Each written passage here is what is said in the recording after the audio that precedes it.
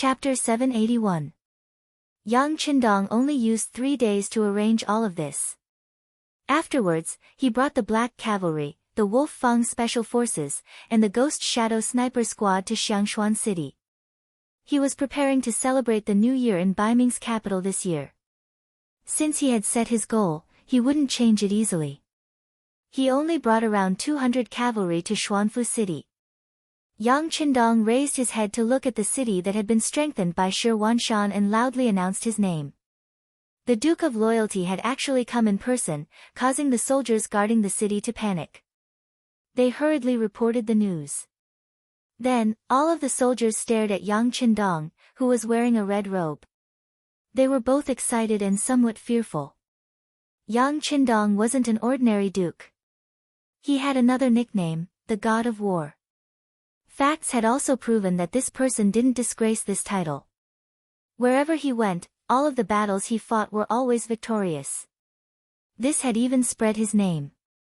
Now that such a famous person had appeared in front of their eyes, it was reasonable for the soldiers guarding the city to be curious, excited, and even a bit scared. Shi Wanshan hurriedly arrived at the city. Ancient River, Ning Wenfeng, and the others had also just arrived. Immediately, everyone climbed up the city gate tower and saw the great Ming's Duke of Loyalty, Yang Qindong. Shi Wanshan had seen Yang Qindong from afar before, so he had some impression of him. It had only been less than 2 years. With this glance, he immediately confirmed the person's identity. He immediately whispered to Ancient River, Ning Wenfeng, and the others beside him, "It is indeed the Duke of Loyalty." His identity was verified, and he couldn't see any large army ambushing him. Shi Wanshan chuckled and loudly said, "I didn't know that the Duke of Loyalty had come. I'm sorry for not going out to meet you. Ah, I've sinned. How about this, I'll immediately order people to open the city gates. Duke of Loyalty, please wait for a moment." Well said, well said. With a smile, Yang Qindong gave people a very gentle feeling. He immediately recognized the person who had shouted on the city wall. It was Shi Wanshan, the commander of the all-encompassing army. In Yang Xie's security bureau, according to Yang Qindong's instructions, they not only needed detailed information about important targets and people, but also needed portraits and other evidence. Otherwise, wouldn't it be a big joke if they only knew his name and met him one day but didn't recognize him? Therefore, Yang Qindong had seen the portrait of an important figure like Shi Wanshan many times, so it was not surprising that he could recognize him immediately. The thick and heavy city gates slowly opened without making any other sound. With the cooperation of more than a dozen Baiming soldiers, the city gate was soon opened. Shi Wanshan and the others were also approaching on horseback. As he watched the city gates open, Yang Qindong smiled and quickly analyzed the situation in his mind. Then, from this small matter, he came to a conclusion. This Shi Wanshan should be ready to attack at any time, eyeing Tulu City like a tiger eyeing its prey. Otherwise, the opening of the North City Gate would not have been so easy. One had to know that if a city gate was left untouched for a long time, it would rust. Once it was opened, it would emit creaking noises. However, there was no such sound now. It was obvious that this gate had been opened often in the past. It was self-evident what this meant. Shi Wanshan did not expect that such a small matter would lead to so many things. At this moment, he was still riding his horse with a smile on his face. When he was 5 meters away from Yang Qindong, he jumped off his horse. Then, he lowered his head and said respectfully, "Commander of the Department of Wangquan, Shi Wanshan, greets the Duke of Loyalty."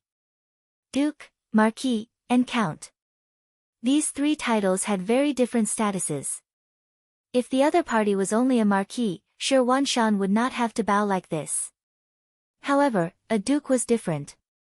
Yang Qindong also had the title of War God. He enjoyed a very high status in the army. It was normal for him to bow like this.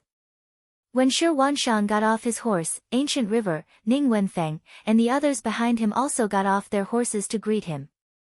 Yang Qindong did not move from his horse. He just nodded and said, "Commander Shi, thank you for your hard work. Generals, thank you for your hard work." Yang Qindong's attitude made the generals unhappy. They had given him so much face. No matter what, he should have gotten off his horse and said something. Even if it was just a greeting, it should have been enough. Now, with so many generals saluting and you sitting on your horse, what would the soldiers on the city gate tower think if they saw this scene? This was the result that Yang Qindong wanted to achieve. He wanted to use this method to let the Baiming soldiers know who was the boss. Moreover, this action should not be underestimated.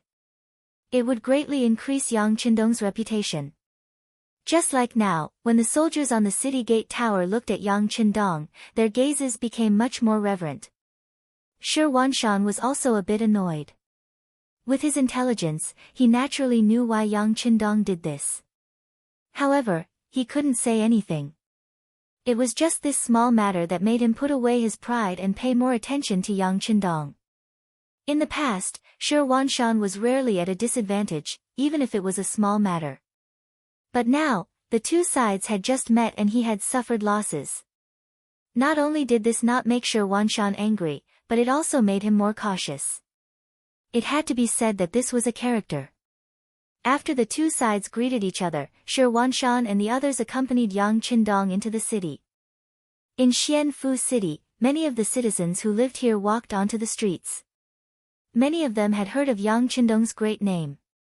Now that they came out, it was only because they wanted to pay their respects to him out of curiosity. With so many citizens suddenly walking on the streets, Shi Wanshan was afraid that something would happen. He immediately ordered Ancient River and the others to send out troops to maintain order. However, Yang Qindong waved his hand with a smile. "Sigh, this is the enthusiasm of the citizens. How can we disappoint them? It's fine." After saying this, Yang Qindong took the initiative to wave to the onlookers while riding on the horse. He even cupped his fist and saluted when he saw some older elders. His respect for the elders was vividly reflected, and he quickly won the favor of many people. In ancient times, many people valued filial piety. Some dynasties directly governed the world with benevolence and filial piety. Yang Qindong's current actions were in line with the national conditions of that time. It was also a way to quickly win the hearts of the citizens. After spending close to 2 hours, Yang Qindong and the others finally arrived at the commander's residence. Shi Wanshan warmly invited them to welcome the Duke of Loyalty. Along the way, Yang Qindong appeared to be greeting the citizens, but in reality, he was observing the situation in Xianfu through these matters. He noticed that the people here were in good spirits and wore thick clothes. Their living conditions should be passable. Shi Wanshan couldn't help but look at him in a higher light. No matter what, Xianfu was considered a border city. In a city like this, the appearance of the commoners should have a lot to do with this commander. Yang Qindong was curious about capable people. He naturally wouldn't reject Shi Wanshan's invitation. He smiled and nodded in agreement. Soon, the mansion became bustling with activity. Shi Wanshan knew how to conduct himself. Not only did he arrange a sumptuous banquet to invite Yang Qindong, he also warmly entertained the 200 cavalrymen he brought with him. Good wine and good meat were served. Then, he happily arranged for Song Wenfeng to represent him in receiving the guests. As he walked to the main table, he gave the other party a thoughtful look. Song Wenfeng smiled and nodded. She seemed to understand the commander's intentions and warmly greeted the 200 cavalrymen. At the main table, Yang Qindong sat at the head, followed by Shi Wanshan. Ancient River and the others accompanied them, toasting to each other. The atmosphere was very harmonious. During the banquet, Shi Wanshan constantly spoke words of admiration. For example, Yang Qindong had led the mercenaries to defeat Yeshen, won the battle to defend the capital, and raised the prestige of Baiming. He also heard that he had taken care of a few ignorant foreigners in the south and strengthened the prestige of the great Ming army. Yang Qindong only smiled and modestly declined these words. He didn't show any arrogance because of these things. Shi Wanshan saw all of this and was even more shocked. How could this young man who looked to be in his early 20s have such a calm temperament? How did he train himself to be like this? Thinking back to when he was in his early 20s, he was still suppressing his temperament in the bandit's lair. However, at that time, he was also very hot-tempered. He definitely couldn't be as indifferent as Yang Qindong. At the same time that Yang Qindong became more important, he was even more curious about the other party's sudden appearance in Xian Manor. After 3 rounds of wine and 5 dishes, he pretended to be slightly drunk and asked, "Duke, I wonder if there is something important that you have suddenly come to my Xian Manor this time?" "No." Yang Qindong still had a smile on his face as he replied. "No." "Then what is the purpose of the High Duke's visit?" Gu he pretended to be puzzled and asked. I'm just passing by. After all, I'm going to Baiming's capital, and the Xian residence is a place that I can't avoid." Yang Qindong still had a smile on his face as he replied, as if he was talking about an extremely ordinary and simple matter. But it was precisely this sentence that caused Gu He's expression to greatly change. Even Shi Wanshan, who was at the side, had a shocked expression flash across his face. However, his reaction was very quick and he immediately returned to normal. "Duke, you're going to the capital?" Gu He was truly shocked. Logically speaking, with Yang Qindong's current status, even if he wasn't an enemy of the Great Ming, he couldn't be considered a friendly friend either. As the saying went, a gentleman would not stand next to a collapsing wall. If he continued to stay outside, given the strength he had displayed, neither Baiming nor the southern Ming would casually fall out with him. But if he personally went to the capital, it would be like a bird flying into a cage. What would happen next would be beyond his control. Chapter 782. It was such a simple logic that anyone could see it. How could the Guild of Loyalty not understand it? Yet, he still made such a choice. What was he planning to do? Was he not afraid of death? It wasn't just Ancient River. Everyone else was also shocked. However, some people acted well and didn't show it, while others' faces betrayed everything. Yang Qindong took in everyone's expressions from the corner of his eyes. Then, he smiled and said, "I was originally a citizen of the Great Ming. Last time, I returned to my hometown to pay respects to my ancestors. I was also requested by Emperor Yingzong of the Southern Ming dynasty. Moreover, Emperor Yingzong allowed me to go to the south. Now that my mission is complete, I naturally have to return to Baiming. I have a young village outside of Baiming's capital. There are still 2 madams there." What he said was incomparably natural and also a kind of truth. However, whether this was the truth or not, no one knew. Speaking of the Yang village 15 li south of the capital, there were very few people who didn't know about it. It was said that there were many people who wanted to pay their respects to it. However, it was said that the place was heavily guarded and outsiders were not allowed to enter. As for the 2 madams there, in the eyes of outsiders, they were just hostages. Now that Yang Qindong said that he was going home, naturally no one believed him. However, regardless of whether they believed it or not, since Yang Qindong said this in front of everyone, they naturally pretended to understand. The madams discussed this topic and raised their cups to drink again. What they talked about were all strange and strange things. It was purely a topic of conversation at the table. The welcoming banquet lasted for more than 2 hours before it finally ended. Under Shi Wanshan's warm invitation, Yang Qindong and the cavalry stayed in the commander's courtyard. The residents had also cleared out the entire northern courtyard. There were dozens of rooms there and it was more than enough to accommodate these people. After Yang Qindong and the others entered the northern courtyard, they quieted down. Shi Wanshan saw that there was nothing else to tell him. He smiled and left, saying that he would come again tomorrow morning to pay his respects. Then, he returned to the eastern courtyard. Ancient River and Ning Wenfeng were already waiting there. "How is it?" After entering the side hall, Shi Wanshan found a seat at the head of the table and took a sip of strong tea. Then, his gaze fell on Ning Wenfeng.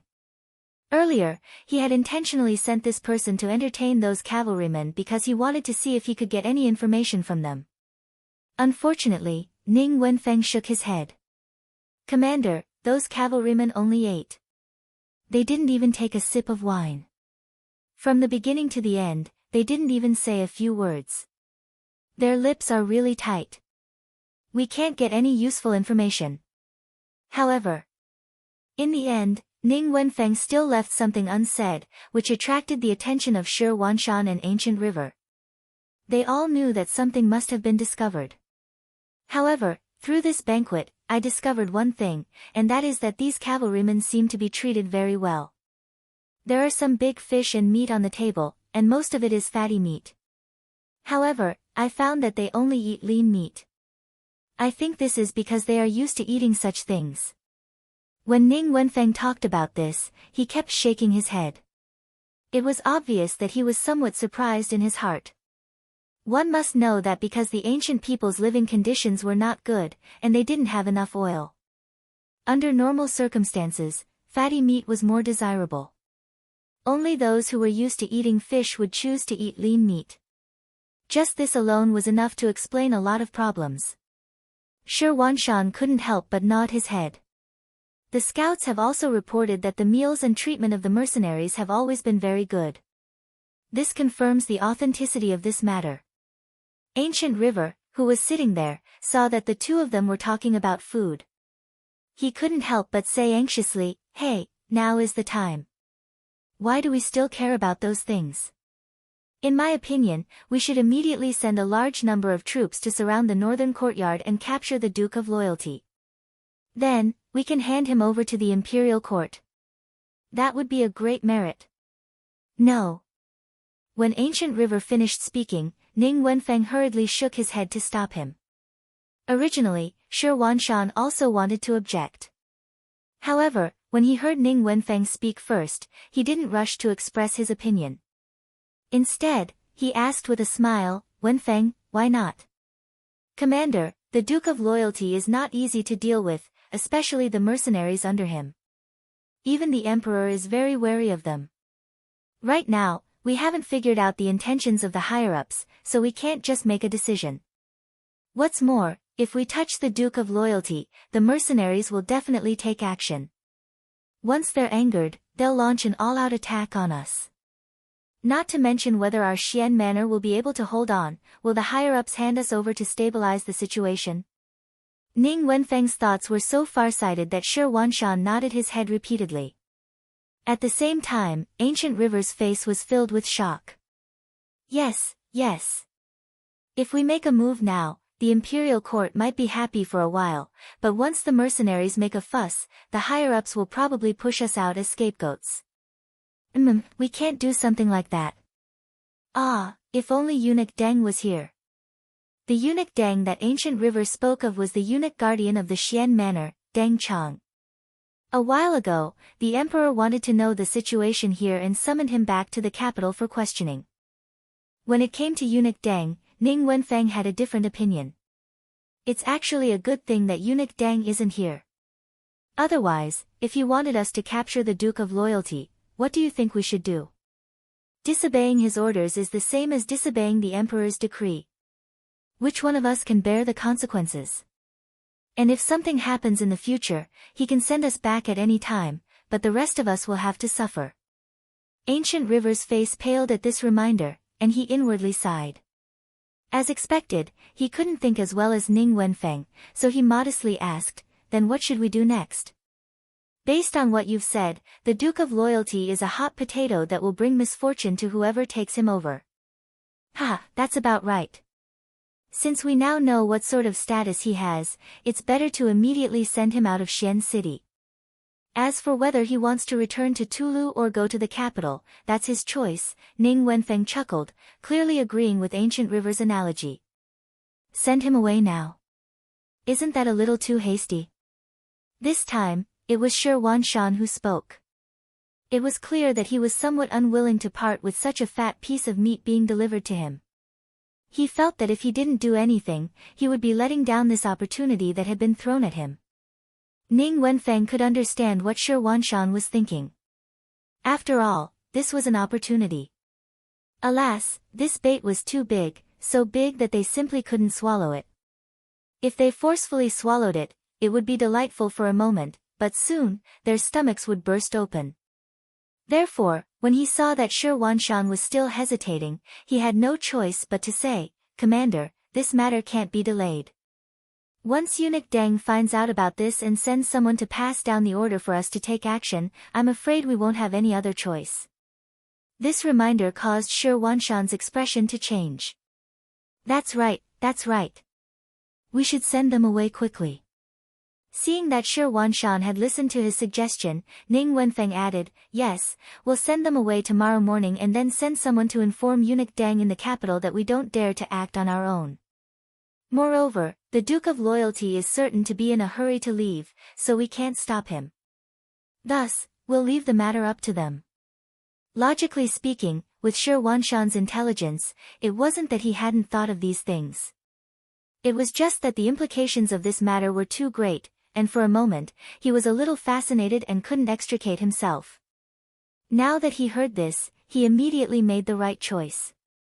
"Okay, I'll persuade the Duke of Loyalty to leave tomorrow morning." The East Courtyard was still secretly plotting and thinking of a way to deal with this. In the North Courtyard, Beta Persei also came to Yang Qindong's side and asked for instructions. There was another person standing at the side. He was thin, and who else could it be but Shile? Tiger's Mane didn't return to the capital with Yang Qindong this time, but stayed in the first city area. The sixth young master wasn't here, and the military here also needed a strong person to hold the fort. Tiger's Mane, who had just become a division commander, obviously had such qualifications. Tiger's Mane wasn't here, but he had asked Shile to accompany him. It was obvious that Yang Qindong really thought highly of this person's ability. Shile's speech about the people deeply won Yang Qindong's heart. In order to get to know this person better, and also to give him some pointers, Yang Qindong kept him by his side. This action naturally caused Shi Biao to be extremely excited. Shile's mother was Han, and he originally had some Han appearance. Now that he had changed into the Black Knight's clothes, no one could tell that he was originally the Deputy General of Tulu City. And just now, Yang Qindong was talking to him about the current situation. Beta Persei entered the room, first glanced at Shile, nodded as a greeting, and then turned to Yang Qindong and asked, "Young master, the captains asked if we should be fully armed tonight and be ready to fight at any time." "No need." Yang Qindong waved his hand and said decisively. "Then what if this Shi Wanshan has other ideas? If we aren't prepared at all, I'm afraid that we won't be able to guarantee our safety." Beta Persei added anxiously.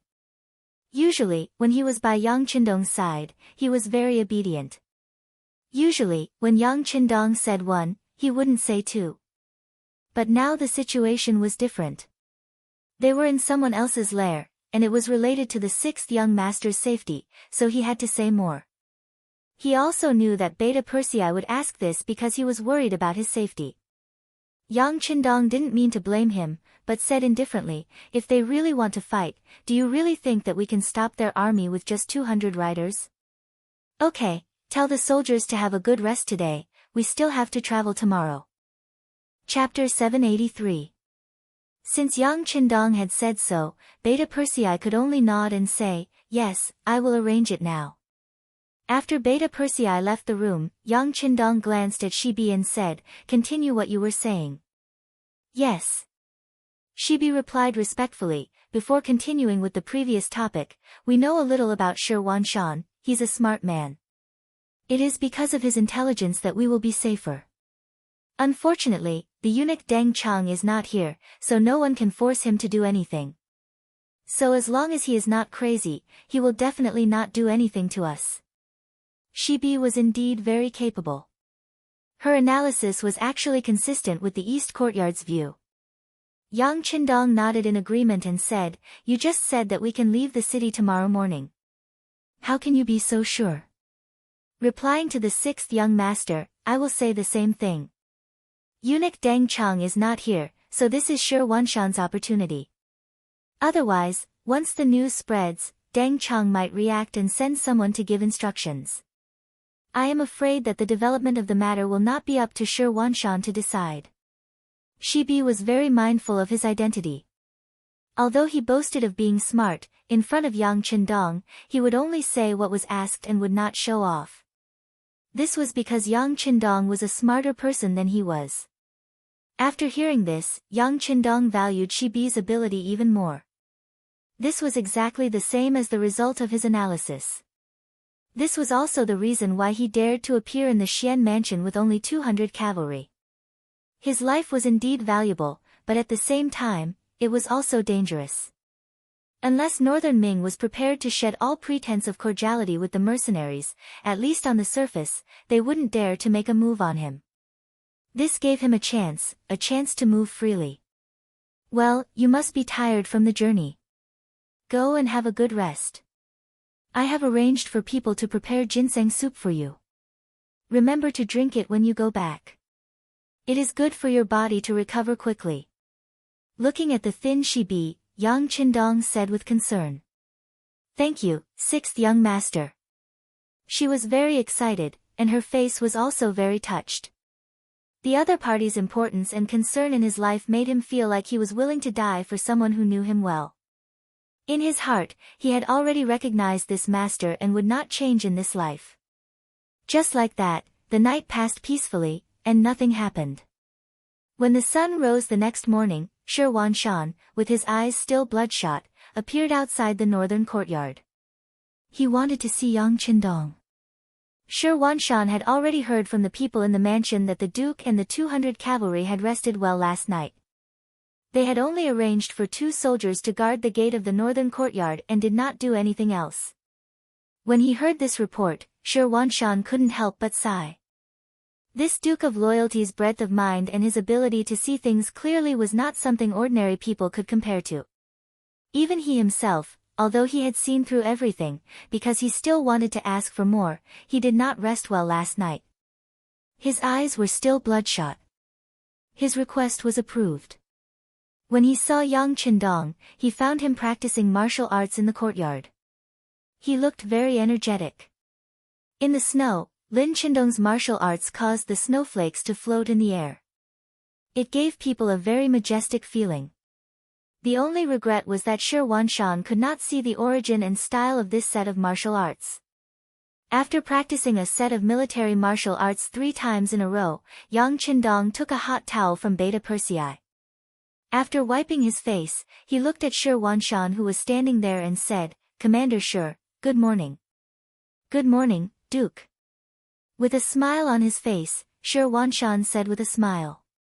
Yang Qindong immediately noticed the bloodshot eyes of Shi Wanshan, but he did not say anything.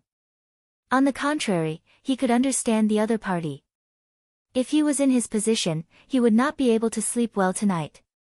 After the 2 sides greeted each other, Shi Wanshan politely invited the Duke to have breakfast together. Logically speaking, Yang Qindong was just a duke, so the other party did not need to be so polite. But because he had something to say, he became the one asking for a favor.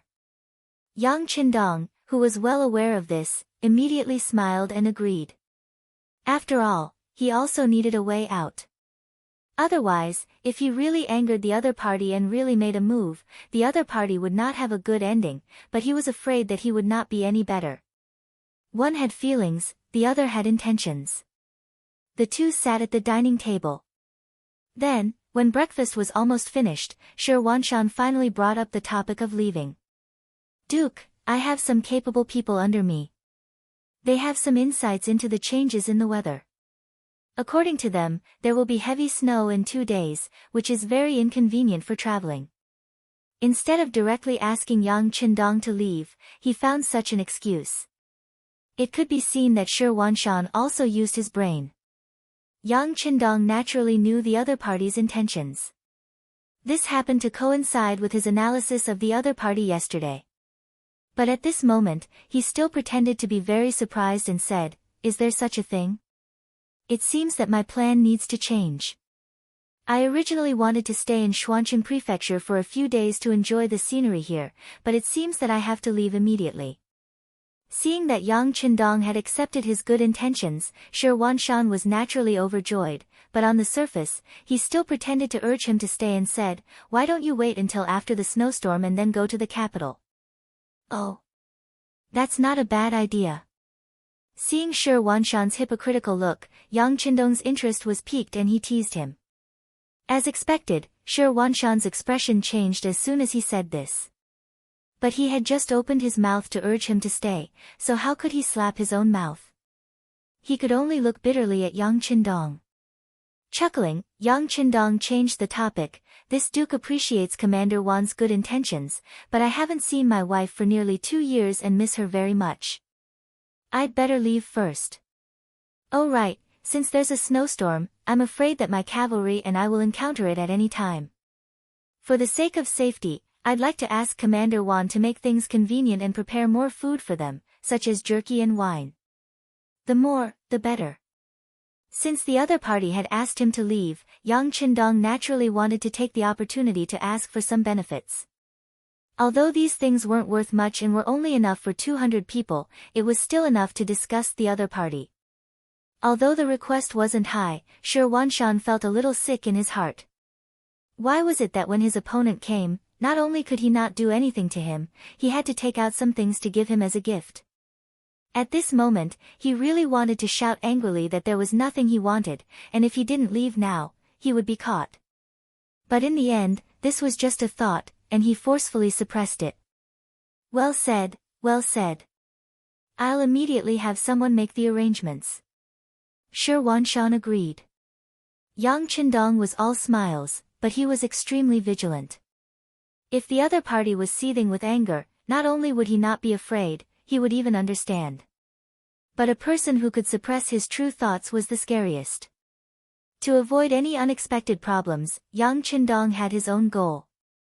After receiving the food from Shi Wanshan and the clearance documents, he left Xuanqing with 200 black cavalry and left the Wangquan Metropolitan Division, heading straight for Huailai City. While Yang Qindong's group was on their way to Baiming's capital, an urgent memorial was being delivered to Baiming's capital. The one who had written this memorial was the commander of the Wangquan Metropolitan Division, Shi Wanshan. Since Yang Qindong had appeared in his territory, he naturally had to report this matter to his superiors as soon as possible. After passing through Huailai, entering the Great Wall, exiting Jiuyong Pass, Baiming's capital was finally within sight.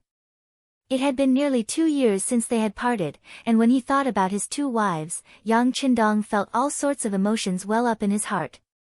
In terms of time, it hadn't even been 2 years since he had left the capital to pay respects to his ancestors, but he had truly accomplished many things. He had defeated the Huang bandits, wiped out the Jiaoji and Lansang kingdoms, and now built a large city on the steppe. This seemed like an impossible task that would have taken many years, but he had accomplished it in a short period of time. Just this achievement alone was enough to leave his name in the annals of history. Even if he were to return home and become a wealthy man or a duke, he would still be able to live a carefree life. But when he thought about how there were still so many Han commoners wandering outside and being bullied by others, and how his descendants would be harassed by foreign tribes, their families destroyed, and they would be reduced to slaves and humiliated, Yang Qindong's heart madly thumped. Since he had come here by chance, he had to do some things. Otherwise, wouldn't he be letting down the heavens? At the very least, I've laid down the foundation. As long as I continue to develop normally, everything will be fine. Everything will change. Encouraging himself, Yang Qindong rode on his white dragon horse and raised its whip, increasing its speed toward Baiming's capital. Baiming's capital. It was still as bustling as ever. Crowds flowed through the streets, and the sounds of hawking could be heard. It was as lively and prosperous as the along the river during the Qingming festival. In contrast, the imperial palace of the capital was in chaos. Several junior eunuchs from the Bureau of Rites had hurriedly led their teams out of the palace to inform the important officials to discuss matters with the emperor. The main reason for this was the urgent report that Shi Wanshan had delivered. Emperor Zhu Qiyu had never imagined that the Duke of Loyalty and Courage who had given him such a headache and left him helpless would suddenly appear in the Xuanfu residence. Looking at the report from the commander of the Myriad Affairs Bureau, Shi Wanshan, he realized that this person's goal was the capital of Baiming. When Ji Ning, the head eunuch, hurriedly delivered the memorial to the throne to him, Zhu Qizhen was really startled. He almost jumped up from the dragon throne and cried out in alarm. Chapter 784. Regarding what Yang Qindong had done with the mercenaries in the north, there were naturally regular reports from the spies of the military's brocade guard, which had also provoked Zhu Qiyu's anger and delight. He was angry because of the actions of the mercenaries in the new, Hegan capital region. After 3 battles, Baiming's northern guard had lost nearly 20,000 soldiers. He was happy because Yang Qindong's appearance had greatly reduced the military pressure on Baiming in the north. According to the Datong Prefecture's report, even Walla Yeshin's troops that had already occupied the Hetao region had stopped their attacks because of the establishment of the first city and the appearance of the mercenaries. From this, one could see the prestige of Yang Qindong. It was a pity that this person could not only be used by him. If he could, it would not be difficult to defeat the southern Ming Empire and unify the world. Zhu Qiyu touched his forehead as if he had a headache. This small action was seen by Jining, who was standing at the side and serving him. He hurriedly asked with concern, "Your Majesty, are you feeling unwell?" "No." "Inform them. The officials should be here soon, right?" Zhu Qiyu shook his head. He thought about why the officials had not arrived yet and asked a few more questions. "I've already informed them. They should be here soon," Jining hurriedly replied. Then, he raised his foot and looked outside the hall. Although he could not see anything by doing this, he wanted to use this action to tell the emperor that he was also very anxious. They did not have to wait for long. Soon, a flurry of footsteps sounded outside the hall. Then, the voice of a eunuch was heard. "Your Majesty, Minister of War Yi Ming has arrived. He requests an audience." "Your Majesty, Minister of Justice Su Yozhen has arrived. He requests an audience." All right. Call them all in." Jining had been looking at Zhu Qiyu from the corner of his eyes. Although he did not say anything, his face was already filled with impatience. Thus, he acted on his own initiative and shouted loudly outside. In a short while, the Minister of Personnel Wang Zhi, the Minister of Revenue Jin Lian, the Minister of Rights Hu Chang, the Minister of War Yi Ming, the Minister of Justice Su Yozhen, the Minister of Works Shi Pu, and the Imperial Censor of the Left Chen Yi entered the Imperial Palace and stood in line. In less than 2 years, there were not many changes in Zhu Qiyu's regime. In reality, Baiming didn't seem to have any major issues, and its internal affairs were stable and united. But in reality, it was nothing more than a golden exterior. Zhu Qiyu's ascension to the throne was, after all, a special case. It wasn't a normal ascension to the throne, which caused many people to criticize him. In fact, it had already been 3 years since the defeat of Tumu, but there were still people mentioning that matter. The general idea was that since Yingzong was fine, he should have come back to be the emperor instead of going to the southern Ming Empire to be the southern emperor. As a result, the powerful Great Ming Empire was split into 2 halves, and its strength was greatly reduced. There were still people who were doubtful about the position below his but. For this reason, the Genie Guards and the Eastern Palace Guards contributed a lot and arrested a lot of people. On the surface, it seemed to be calm. But once a crisis was discovered, no one could be sure that no one would come out to make trouble. The military had been training new recruits and refining firearms, which were very expensive things. For a time, it caused the Baiming regime to be unable to make ends meet, so that many officials' salaries couldn't be paid in time, which caused many people to complain. External affairs. Needless to say, the southern Ming Empire seemed to be harmonious, but who knew what kind of thoughts Zhu Qizhen had for his brother who stole the throne? They didn't use it now because of the rampant foreign invasion. But once there was no foreign invasion, there would be a big war to determine the winner. Not to mention, because of the problems in the joint business, the Kingdom of Wara was no longer as friendly as before. The other side had even sent troops to occupy the Hetao region, which made the western region restless. At this time, mercenaries came from the northwest, which made the situation more complicated. With all kinds of situations added together, Zhu Qiyu often felt a headache coming on. In such an environment, the ministers naturally didn't move if they could. Otherwise, it would only cause panic and other complicated situations to arise. 6 ministers and a censor of the left were standing in the main hall. They were all puzzled. They couldn't figure out why the emperor was in such a hurry to summon them. It seemed that they had just started the court meeting this morning. At that time, the emperor didn't say anything and just waited for them to return home.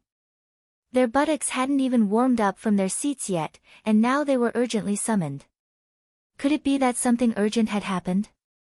Thinking of this, the expressions of the 7 ministers changed. The first thing they thought of was that the Walla had attacked. Perhaps this was the only thing that could make the emperor so uneasy. Thinking about it, didn't Ingzong lose to Yeshen?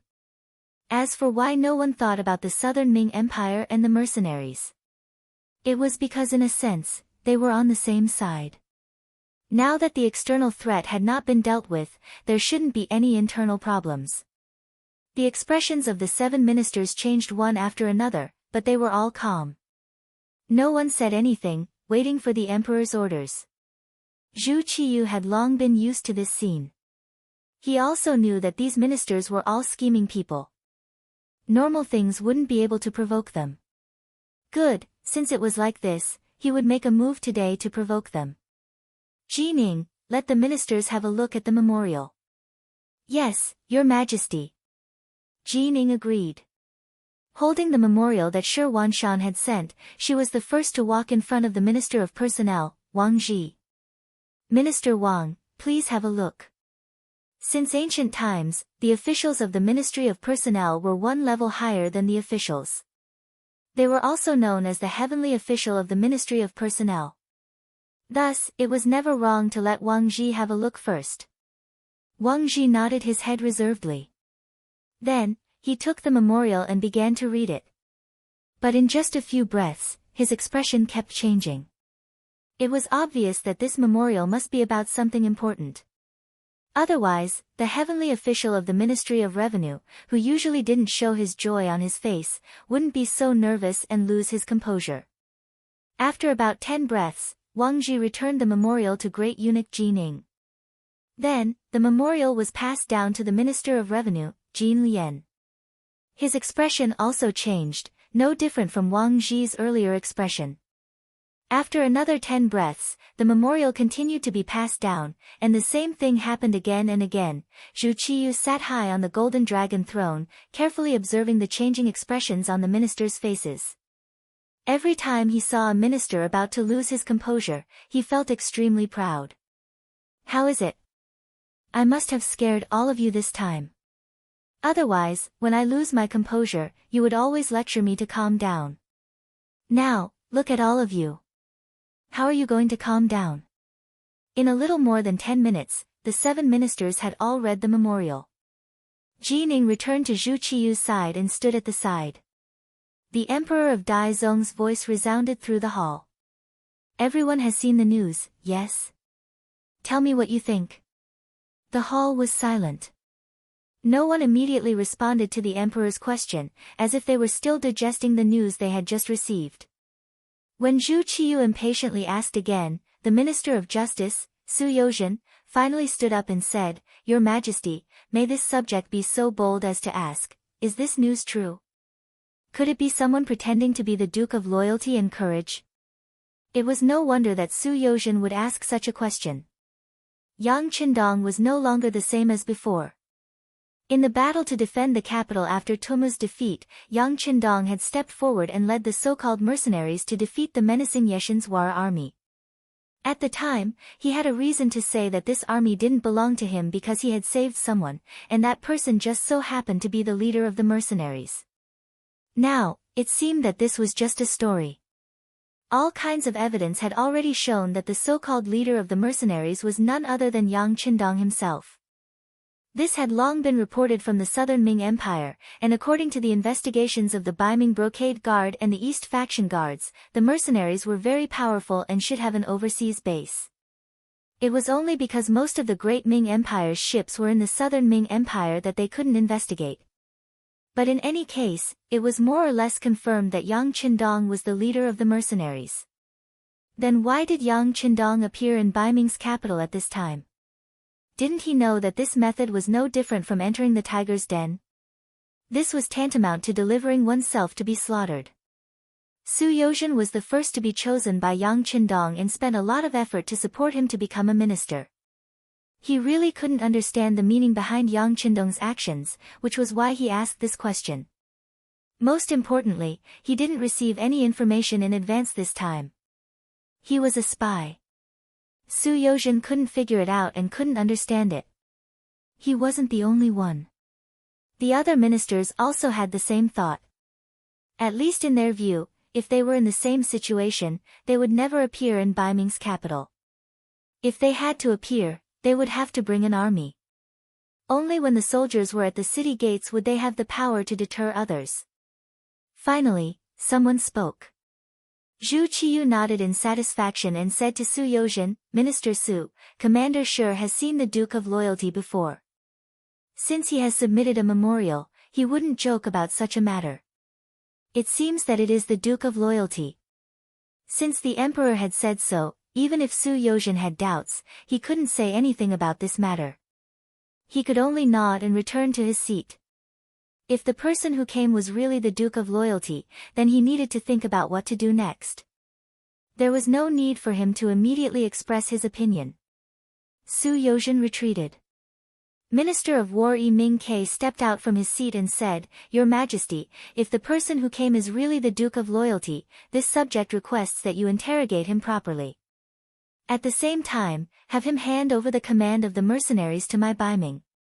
If this happens, my Baiming's military strength will greatly increase. At that time, whatever Walla or Yes Hen, they will no longer be our opponents. Not only that, we also have a high chance of recovering the Southern Ming Empire and unifying the world. Chapter 785. Yi Ming's voice became louder and louder, and he became more and more excited. When he reached the end of his sentence, his face was flushed red. Evidently, he was excited because of this result. Zhu Qiyu was also excited, and his face was also flushed red. This was the reason why he called the ministers over. He already had such an idea. Since he knew that Yang Qindong was the leader of the mercenaries, how could he not grab hold of him when he was sent to him? Good, good. In his excitement, Zhu Qiyu couldn't help but nod. However, the Minister of Personnel, Wang Zhi, spoke up, Your Majesty, you can't do that. Zhu Qiyu, who was in a good mood, immediately became unhappy when he heard this. When he saw that the person who spoke was Wang Zhi, he couldn't help but snort coldly. The dissatisfaction on his face was completely displayed. Wang Zhi's grandson, Wang Si, had once been on good terms with Yang Qindong, and had even been part of the first batch of students at the Yang Family Academy. Not only that, but after Yang Qindong left Baiming, everything related to the Yang Family Academy had been taken care of by him. It could be said that he was a true student of Yang Xia, and also a staunch supporter of Yang Qindong. Because of this matter, Wang Zhi had been accused by many people in the past 2 years. Some said that he was colluding with a foreign country, some said that he was betraying his master for glory, and some even said that he was Yang Qindong's dog, waiting to bite at any time. In the face of these accusations, Wang Zhi had never defended himself. He just did his job obediently. He admired Yang Qindong, but he had never worked together with him. Recently, he hadn't contacted him at all. As the saying goes, if you don't do anything wrong, you don't have to be afraid of ghosts calling at your door. With this kind of mentality, Wang Zhi still did things his own way. Daizong Zhu Qiyu was also dissatisfied with him, but because Wang Zhi's ability was outstanding, under his coordination, the promotion and promotion of officials were carried out in an orderly manner, so he rarely had to worry about it. At this time, if it was another person, there might not be such good results. Not to mention, after being the Minister of Personnel for so many years, he had disciples all over the world. If he wanted to target Wang Zhi, it would be impossible without a clear plan. It would only lead to chaos, and that was not what Zhu Qiyu wanted to see. However, not moving Wang Zhi did not mean that Zhu Qiyu liked him. Seeing this person jump out so quickly at this time, of course he was unhappy in his heart. He only snorted coldly and did not reprimand him. This was already giving him a lot of face. Zhu Qiyu's face was filled with displeasure. Wang Ji was not moved by this. Everything he did was for the good of Baiming. He did not care about anything else. Even if he spoke now, it was for the good of Baiming. Your Majesty, you must not act rashly. The Duke of Loyalty has not committed any great crime. If we act rashly, what excuse can we use to control him? Moreover, if we act against the Duke of Loyalty, what will the mercenaries do? Will they attack us, Baiming? Although we have more than half of the new recruits, their fighting strength is not fully formed. If we fight with the mercenaries now, it is difficult to determine the outcome. If we do this, we will only let others benefit from it, Your Majesty. There was no need for Wang Ji to explain the strength of the mercenaries. Who in the room did not know? If their fighting strength was too weak, how could they defeat Walla and force Yeshen to retreat? How could they defeat the Huang bandit army that gave the southern Ming Empire a headache so easily? How could they destroy Jiaoji and Lansang kingdoms so easily? Now, they had come to the northwest of Baiming. It was said that they had built a large city there and defeated Agadalji and Mabe Mongols, killing and capturing 70,000 cavalry. At the very least, this was not a result that Baiming's new recruits could achieve. Against this kind of enemy, everything had to be done carefully. Otherwise, the slightest carelessness would bring about a disaster. With such thoughts and concerns, Wang Ji immediately stood up. As soon as he said this, the other officials hesitated. The other ministers who wanted to speak also completely shut their mouths at this time. With their abilities, they naturally understood that Wang Ji's words were correct. If they killed the Duke of Loyalty, they would anger the mercenaries. The consequences of that would be unbearable for Baiming. At that time, Baiming would be destroyed and the southern Ming Empire would unify the world. For these officials who were used to considering the gains and losses before doing anything, when they knew that using methods against Yang Qindong would bring about unknown consequences, they could not help but remain silent and suppress the excitement in their hearts. After Wang Ji made his stance clear, the other officials did not speak. It was as if they were shocked by the situation in front of them and needed time to think before making a final decision. Zhu Qiyu looked at the situation in front of him and knew that it was impossible for him to get a result. He could only say, in that case, we will give you 3 days. After 3 days, everyone can write their thoughts into memorials for us to preview. For now, you can all leave. There was no coercion. It seemed that Zhu Qiyu also needed time to think about this before making a final decision. Fortunately, the memorials were sent at the speed of 800 li. It was unknown how much faster it was than Yang Qindong's 200 cavalry. They still had time to prepare. The 7 officials knelt on the ground and said, "Long live the Emperor," before getting up and leaving. However, it could be seen that each of their faces was incomparably heavy, as if they had something on their minds. Wang Ji's residence. Not long after the minister returned, his grandson Wang Si walked into the main hall. "Grandfather, you have something urgent to talk to me about?" On the way back, Wang Ji had arranged for people to go to Yang village to inform his most valued grandson. Seeing that his grandson had rushed back so quickly, Wang Ji's face could not help but reveal a trace of gratification. Wang Ji had been the Minister of Personnel for many years.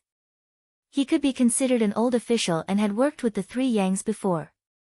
It could be said that he had seen the ups and downs of aristocratic families.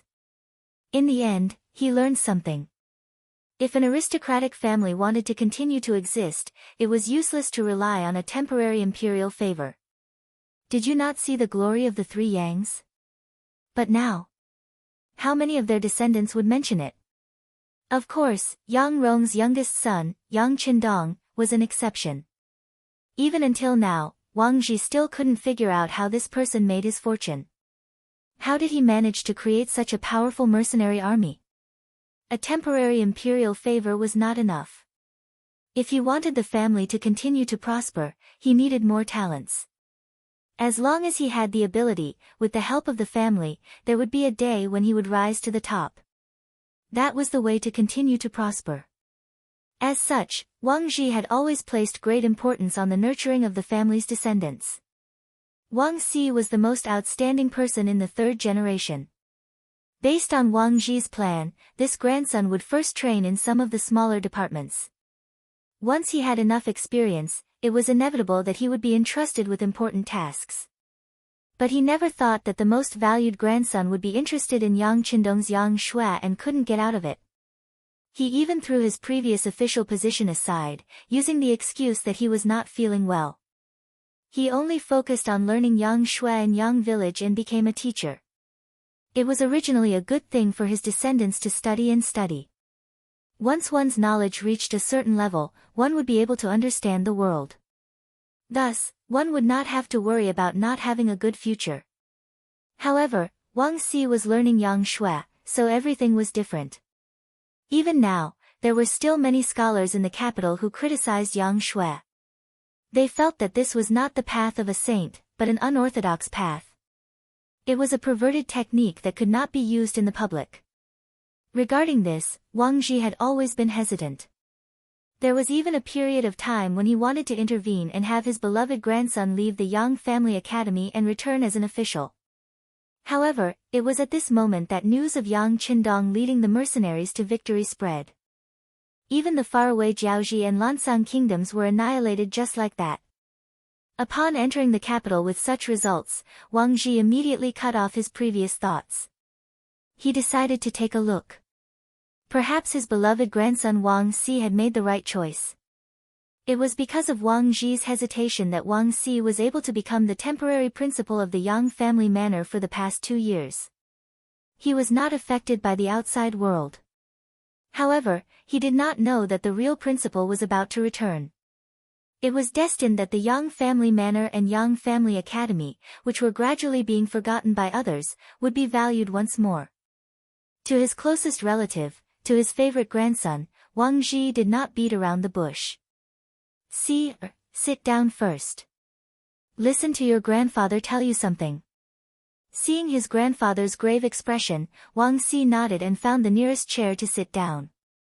He looked at Wang Xi in confusion, and then he quickly jumped up from the chair. Grandfather, what did you say? The Duke of Loyalty has already passed the Xian residence and is heading to the capital. It was no wonder that Wang Xi was so excited.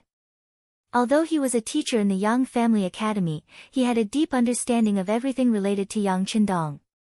This was naturally due to the fact that his grandfather frequently sent people to inform him of the news, but more importantly, his actions had already gained the approval and trust of the 2 madams of the Yang family manor, so when there was any news, he would naturally know about it very quickly. And every time he received a piece of news, Wang Xi would be excited for several days.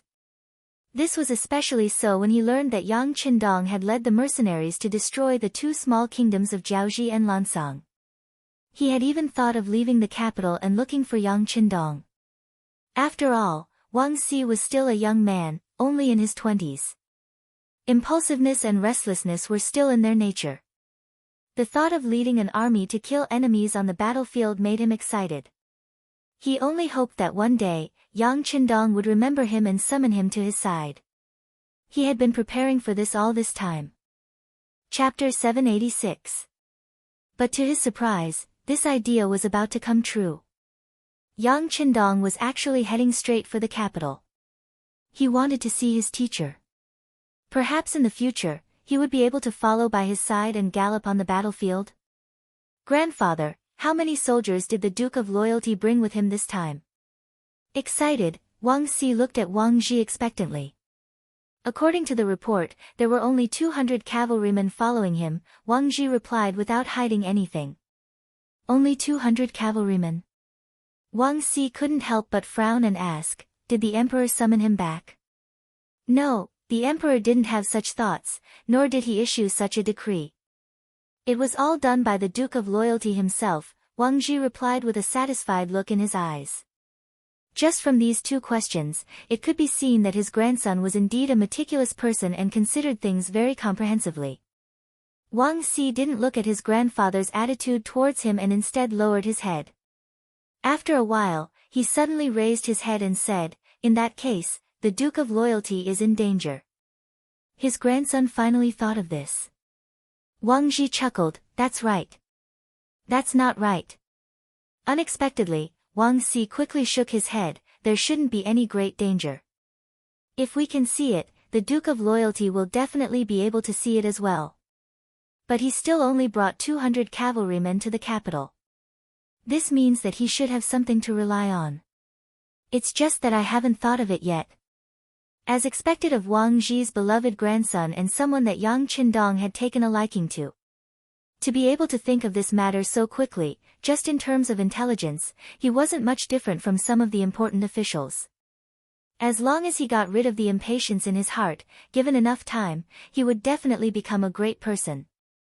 Wang Zhi was very satisfied, but at the same time, he was thinking of another problem.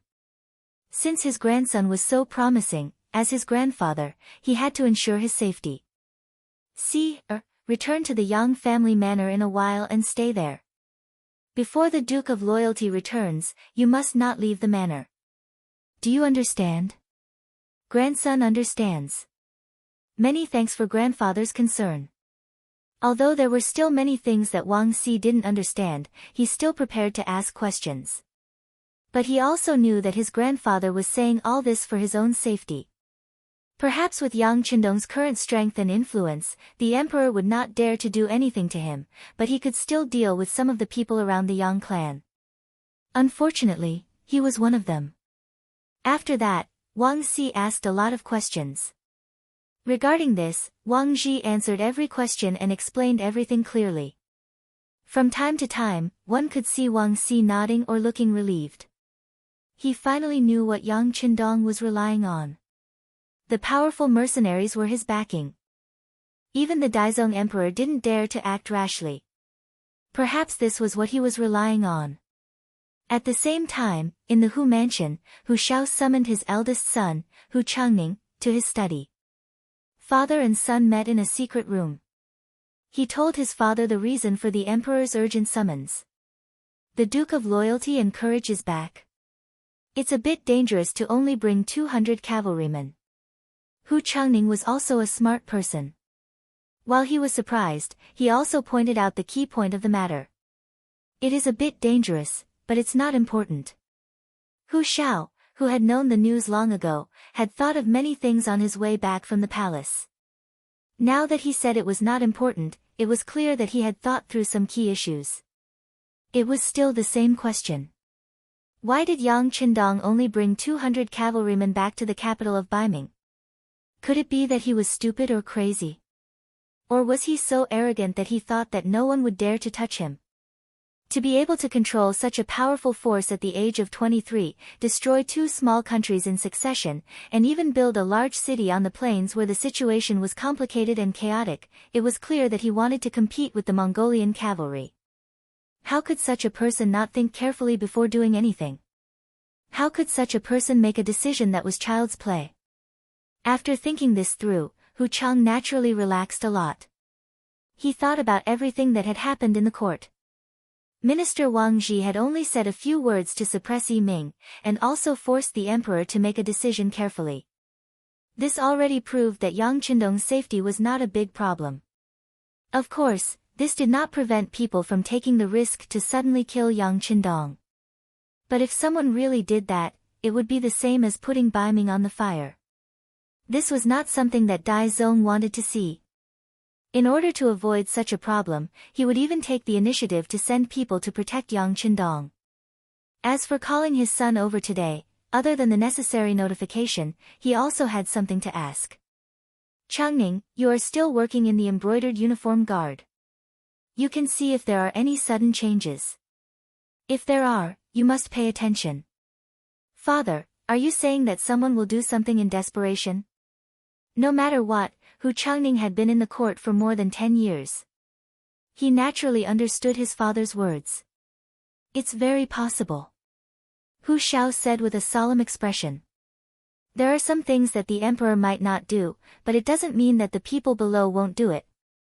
You have to know that there are always some people who think that they are smart and can guess the emperor's intentions. And these conceited people are often the ones who ruin things. Not everyone in the world is as smart as Shi Wanshan. Clearly, Hu Zhao's words meant that he had seen through Shi Wanshan's thoughts. Logically speaking, this person was the first to come into contact with Yang Qindong, and he was the most likely person to solve the problem. For example, he could directly send troops to capture Yang Qindong, or even kill him, and send his head to the capital. If he did that, Dai Zong would definitely be very happy. But this way, Shi Wanshan would be in danger.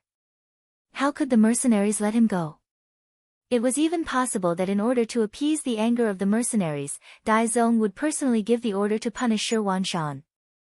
If that was really the case, it would be the same as jumping into the Yellow River, and he would never be able to wash away his guilt. Shi Wanshan wouldn't be able to see these things, which was why he let Yang Qindong enter the pass. Then, he would send him back 800 li in an urgent manner, and this matter would have nothing to do with him anymore. This method of transferring responsibility was played beautifully, and it would also solve his own safety, but it would also incur Dai Zong's displeasure. Of course, preserving his life was more important. As for whether Dai Zong would be happy or what kind of methods he would use in the future, Hu Shao didn't bother to guess. This matter had nothing to do with him, so why should he think about it? At this moment, it was better to find out more about the embroidered uniform guard. If someone wanted to act rashly, he would be prepared. Yes, father, this child understands. Hu Changning understood his father's meaning and immediately expressed his attitude. Although the embroidered uniform guard had always been independent when it came to handling matters, and everyone usually carried out their own duties without interfering with each other, his so-called asking about the situation wouldn't yield any results. However, there were some things that couldn't be done without results. After all, Yang Qindong was his son-in-law, and as his father-in-law, he couldn't be indifferent when it came to performing. That's right, go back and tell the family that if there isn't anything important, they shouldn't go out. It's safer to stay in the residence. Hu Shao instructed Hu Changning again. Naturally, they had to pay more attention during this critical period. Yes, father, I'll arrange it in a moment. Hu Changning hurriedly responded. However, he didn't think so in his heart. In his opinion, he was an official of the embroidered uniform guard, and his father was the highly respected Minister of Rights. His students and old officials were all over the world, so who would find trouble with them? And it was this carelessness that doomed Hu Changning to suffer. Su Yozhen, like the other important officials, hurriedly returned to the residence after leaving the palace. However, halfway there, he sent out his most loyal butler. Not long after he returned to the residence, the butler returned. At the same time, he brought back a message, do what you normally do. These words naturally didn't come from the butler, but from the person the butler had gone to see, the intelligence agent Yang Qindong had left in the Baiming capital. Not even the two madams of the Yang clan knew that Yang Qindong had returned to the Baiming capital. It wasn't that he didn't trust them, but that he didn't want them to worry, so he had concealed everything. But Yang Qindong naturally wouldn't hide anything from the security bureau. He had even made arrangements for officials like Su Yozhen, who had secretly joined Yang Qindong. Do what you normally do. Su Yozhen repeated the words several times in a row. Her face was cloudy and uncertain. It seemed that the sixth young master had already made preparations, and for his own safety, he didn't need to intervene. Thinking about the various things Yang Qindong had done and the various miracles he had created, Su Yozhen wasn't as panicked. But thinking about his recent actions, and how he had even rarely contacted the people of the security bureau, would that incur the displeasure of the Duke of Loyalty? Su Yozhen was a smart person, and he was very good at judging the situation. It was precisely because of this that when he saw the new army in Baiming gradually taking shape, his attitude changed, and he wanted to join Yang Qindong's ship. But when he heard that the Duke of Loyalty was coming to Baiming capital, he hesitated. In the imperial court, when he learned that Yang Qindong had only brought 200-some cavalry to the capital, he had been worried. Of course, only he knew whether he was worried about Yang Qindong's safety or whether he was worried that he would be implicated if Yang Qindong was captured. For this reason, he had been worried the entire way. He couldn't understand why Yang Qindong would take such a risk in such a good situation. Could it be that he wasn't afraid of death? But now, he was finally at ease. Since Yang Qindong had no intention of exposing him, he would just sit on the side and watch the show. He believed that since he had said so, the sixth young master wouldn't be in danger. In contrast to Su Yozhen's initial shock, Zhu Qiyu was glaring angrily at the three servants kneeling in front of him. These three were Great Eunuch Jining of the Ceremony Directorate, Commander Lu Gui of the Brocade Guard, and Deng Chang, the eunuch guarding the Xian residence. Chapter 787. Deng Chang was the guardian eunuch of the Xian Manor, which was equivalent to patrolling the entire Xian Manor for the emperor. But now, Yang Qindong had safely passed through the Xian Manor without suffering any reprimand. Naturally, Zhu Qiyu would vent his anger on Deng Chang, the eunuch. Kneeling on the ground, Deng Chang trembled all over. At this moment, he hated Shi Wanshan to the core. The Duke of Loyalty and Courage had arrived in front of you, yet all you needed to do was speak and capture him, or even kill him. Why did you have to send him out of Xian City and into the capital? Wasn't this the same as trying to make the emperor look bad? Of course, at this moment, Deng Chang wasn't thinking about Shi Wanshan. In his view, whether the emperor was happy or not was always the most important thing. As for the officials below him, so what if they died? Servants would always be servants. Deng Chang was a member of the eunuch group. He was originally Jin Ying's subordinate. If a subordinate did something wrong, it was only right for him, the superior, to kneel and be punished. Moreover, Jining knew that the emperor was not in a good mood, so she didn't show any anger as she knelt on the ground. Lu Gui, on the other hand, had a wronged expression. Deng Chang being punished to kneel was only right and proper. The problem occurred in your Xian manor. You didn't resolve it properly and threw the problem in front of the emperor. If he didn't punish you, who would he punish? As for Jining, she was Deng Chang's superior, so it was only right for her to be punished. But he had no relationship with Deng Chang, so why did he have to be punished? Wasn't this too unjust? He was angry, but he didn't dare to vent it. Lu Gui knelt there with his head lowered, cursing in his heart. Zhu Qiyu sat high above, looking at the three people kneeling in front of him. He snorted. Do you know your crime? This subject knows his crime, Jining and Deng Chang hurriedly said.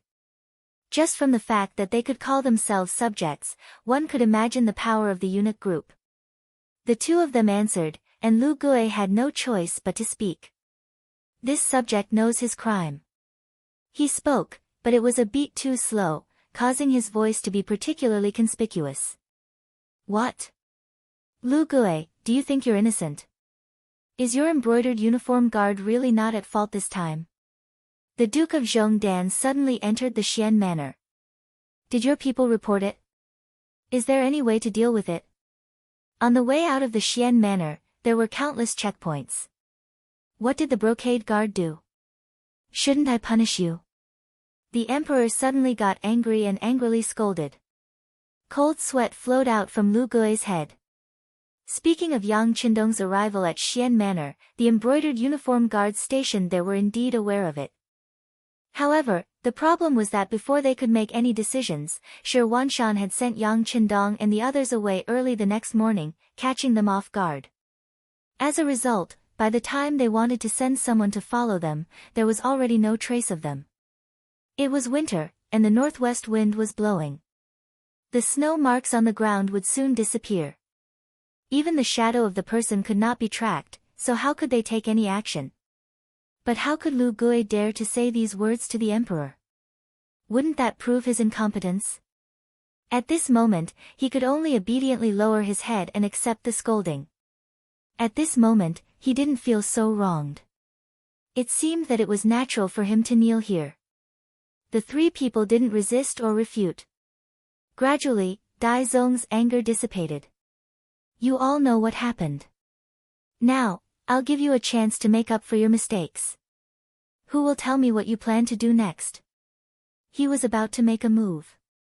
Lu Gui, who didn't perform well just now, quickly raised his head and said in a fierce voice, Your Majesty, leave this matter to this subject.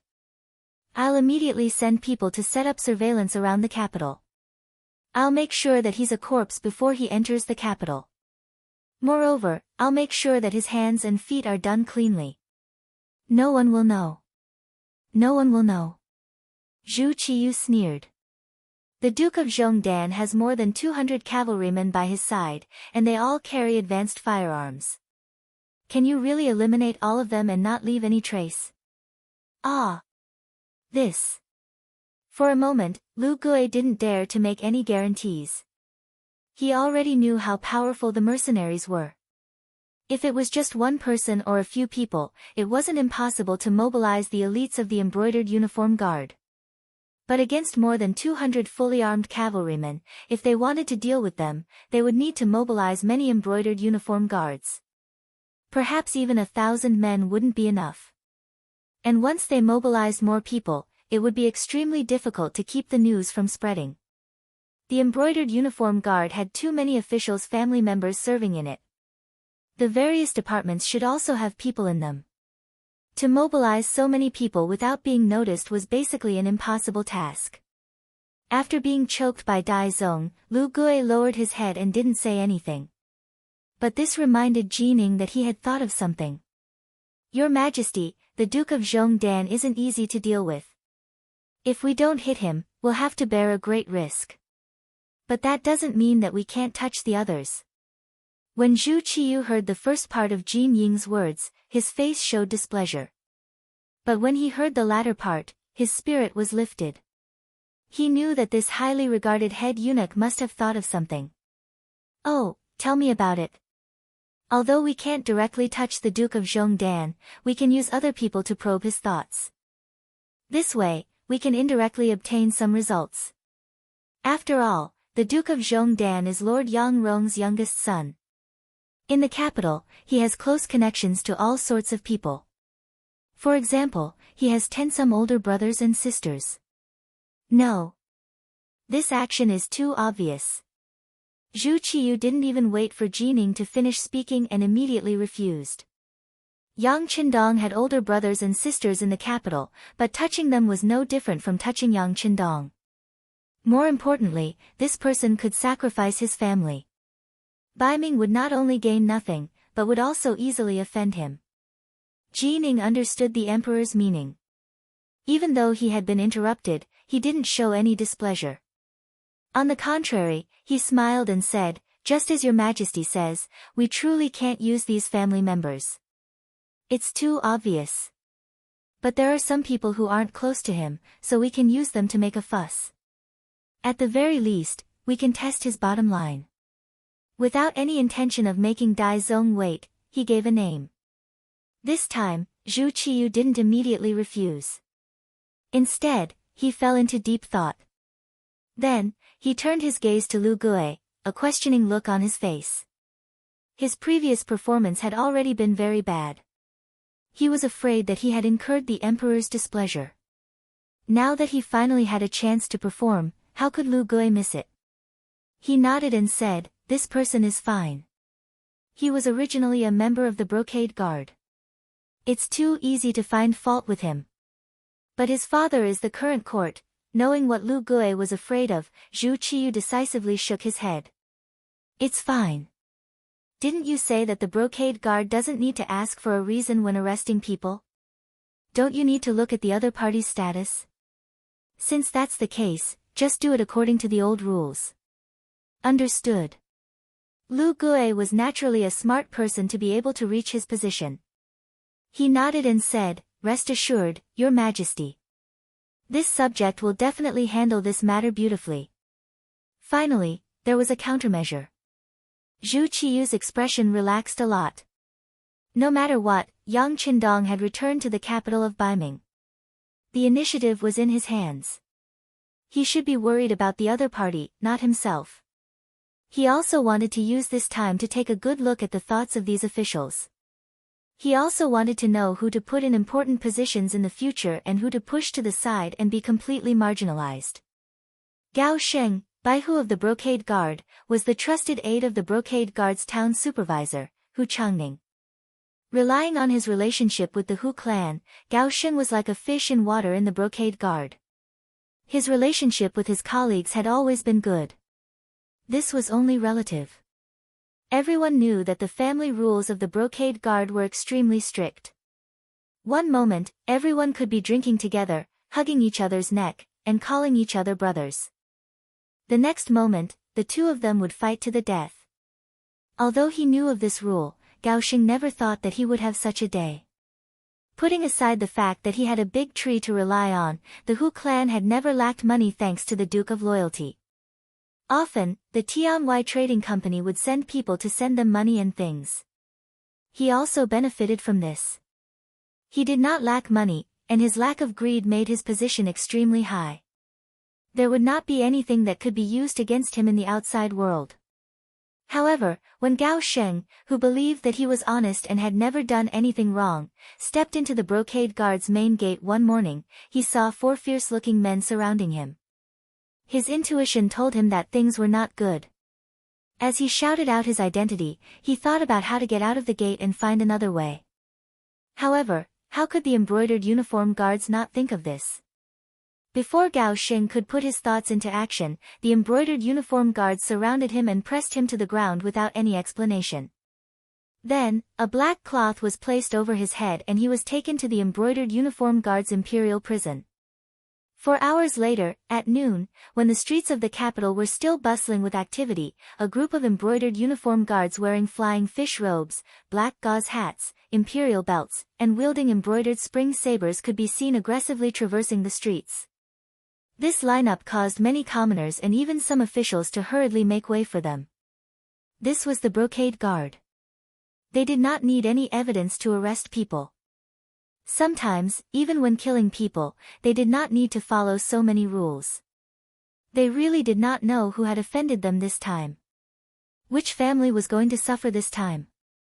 The crowd made way for the brocade guard to walk past them. A few busybodies even followed behind the brocade guard, wanting to see what was going on. Not long after, they saw a scene that shocked them. This group of brocade guard actually came to the residence of the Minister of Rights, Hu Shao, and loudly smashed the door. Chapter 788. As the oldest of the officials, Hu Shao had a large network of connections in the capital. Furthermore, he was upright, and could be said to be a person of virtue and prestige. The embroidered uniform guards must have eaten the wrong medicine to dare to behave so atrociously in the Hu estate. The commoners naturally wanted to watch the show, but a few minor officials were mixed in with the commoners, their faces filled with fear. They naturally knew what the Hu estate represented. Normally, they would not be able to form a relationship with it. They did not even have the qualifications to enter the Hu estate's main gates or side gates. Now that the embroidered uniform guards were about to make a move against the Hu estate, did this not mean that a huge storm was about to arrive? If this was the case, it would affect which side they should take in the future. Of course, this was also a great opportunity. The embroidered uniform guards did not care about what the commoners thought. They were only here to complete the mission given to them by their superiors. After a round of banging on the door, the guard opened a small crack in the door. More than 20 embroidered uniform guards charged in, and for a moment, the entire Hu estate was thrown into chaos. The front courtyard suddenly became noisy, and the sounds of chaos could be heard from time to time. Hu Zhangning, who was in his study, frowned. He then put down the brush he was practicing calligraphy with and strode out of the study, heading straight for the front courtyard. At this moment, a group of embroidered uniform guards were standing in rows in the front courtyard, guarding the paths that led to the outside world. Then, an embroidered uniform guard by Hu loudly called out, "Is Hu Zhangning here? Tell him to come out and see me." Hu Zhangning had just reached the front courtyard when he heard these words. He loudly replied, "Hu Zhangning is here. Who is looking for me?" As he spoke, Hu Zhangning took steady steps and appeared in the front yard. He saw a group of embroidered uniform guards standing there. When he saw a servant of the Hu residence run around in fear and was even knocked to the ground, his face filled with anger as he asked, "What are you all doing? Why are you making things difficult for these servants? Who is your leader?" It was no wonder that Hu Zhangning was so angry. After all, he was still the town supervisor of the embroidered uniform guard, and ordinary embroidered uniform guard officials were nothing to him. "It's me. A Baihu official walked out of the brocade guard. He first sized up Hu Jiangning, and after confirming that he was the person he was looking for, he waved his sleeves, and in his hand appeared a driver's license, the token used by the brocade guard to arrest people. In a loud voice, he said, Baihu Gao Sheng is suspected of corruption and dereliction of duty, and this matter is related to Lord Hu. Please come with us and be investigated. Gao Sheng. What happened to Gao Sheng?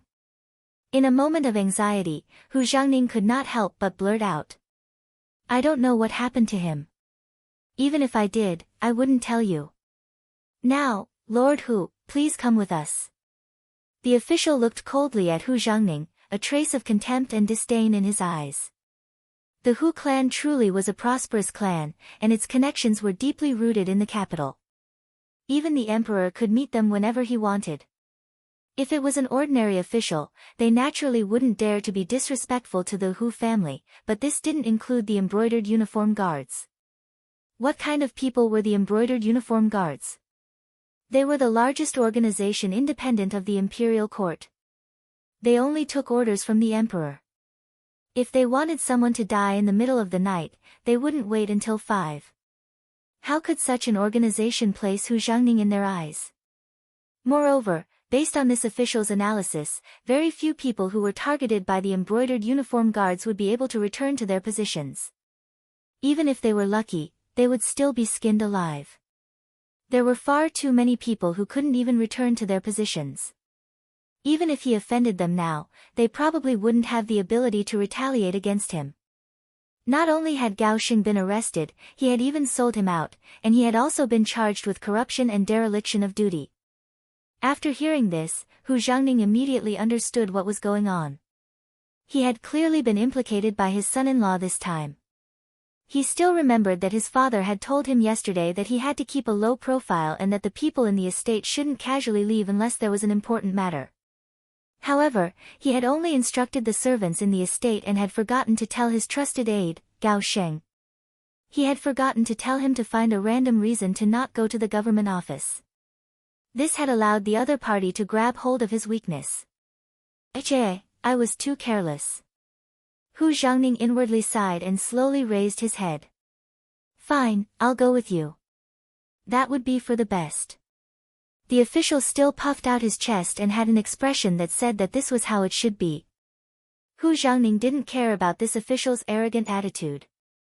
Instead, he thought of something and asked, May I know your name, sir? Why haven't I seen you before? After being questioned by Hu Jiangning, the official's expression turned sluggish. He didn't know how to answer. What? You're just a mere official, yet you came to my estate to arrest someone. Now, you don't even dare to reveal your name. Then this old man will go back and ask His Majesty. It's fine if you don't want any evidence to arrest someone, but you don't even dare to reveal your name? Suddenly, an aged voice rang out, interrupting the Baihu standing there, as well as his hesitation and contemplation. The person who had come out was naturally the current Minister of Rights, Hu Shao. Such a huge matter had happened in the front courtyard, and the embroidered uniform guards had even killed their way into the estate to cause trouble. As the true master, how could he not show himself? At this moment, not only did he walk out, his face was filled with anger. Obviously, no one would be able to remain calm when they saw their son about to be captured. The official was momentarily stunned by Hu Zhao's imposing manner. He immediately blurted out, This official Tong Lai greets Minister of Rights. This official was recently transferred back from the lower ranks. This time, I was only acting on orders. I hope Minister of Rights can forgive me. Tong Lai was so polite partly because he was affected by Hu Zhao's authority, and partly because he wanted to use this opportunity to make a name for himself. Just think about it, how awe-inspiring would it be to go to an official's estate to arrest someone, and the person arrested was even a young master. What was the difference between doing such a thing and not leaving one's name behind and traveling at night in brocade clothes? This was a good opportunity to make a name for himself, and he definitely didn't want to let it go. If he used this opportunity to reveal his name, he was sure that anyone who saw him in the future would be fearful of him. After Tong Lai reported his name, he raised his head to look at Hu Zhangning. Hu Zhao's authority was very strong, and Tong Lai couldn't look him in the eye. However, he still dared to look him in the eye since he was the head of the embroidered uniform guards. Official Tong, right? How about this, I'll go with you now. Hu Zhangning's tone was very calm. Then, he turned to his father and bowed, "Father, this child will go with them now. Don't worry, it won't be a big matter. Go with peace of mind. Father has his own plans." Hu Zhao's expression also didn't change as he spoke. Of course, he knew very well that he was also the seedling in the pond who had made such a move. It was obvious that there was someone who wanted to deal with Yang Qindong, but they didn't dare to go forward and test him. Thus, they came to the Hu clan's head, wanting to use this to test Yang Qindong's intentions. Since he couldn't avoid it, he might as well cooperate. Thinking about it, with the Hu clan's reputation here and the fact that he hadn't done anything wrong, the embroidered uniform guards shouldn't be able to do anything to his son. Once Yang Qindong arrived at the capital, they could properly discuss how to save him. After bowing to his father, Hu Zhangning placed his hands behind his back and leisurely followed Tong Lai and the others out of the Hu clan estate. Countless people outside the Hu clan estate saw this scene, and the news quickly spread throughout the capital. Logically speaking, when the brocade guard wanted to capture someone, they didn't need to create such a big commotion. But this time, they did. This was also Commander Lu Gui's intention. He wanted to use this method to tell Yang Qindong, who was about to enter the capital, that his father-in-law had been captured by them. Could it be that he was still indifferent? Even if he didn't want to get involved in this matter, everyone in the streets now knew about it. If he didn't do anything, it would have a massive impact on his reputation. One could say that this was an attempt to coerce Yang Qindong, and he had no choice but to respond. Hu Zhangning had been captured, and regardless of the reason, it was a fact that he had been taken away in public.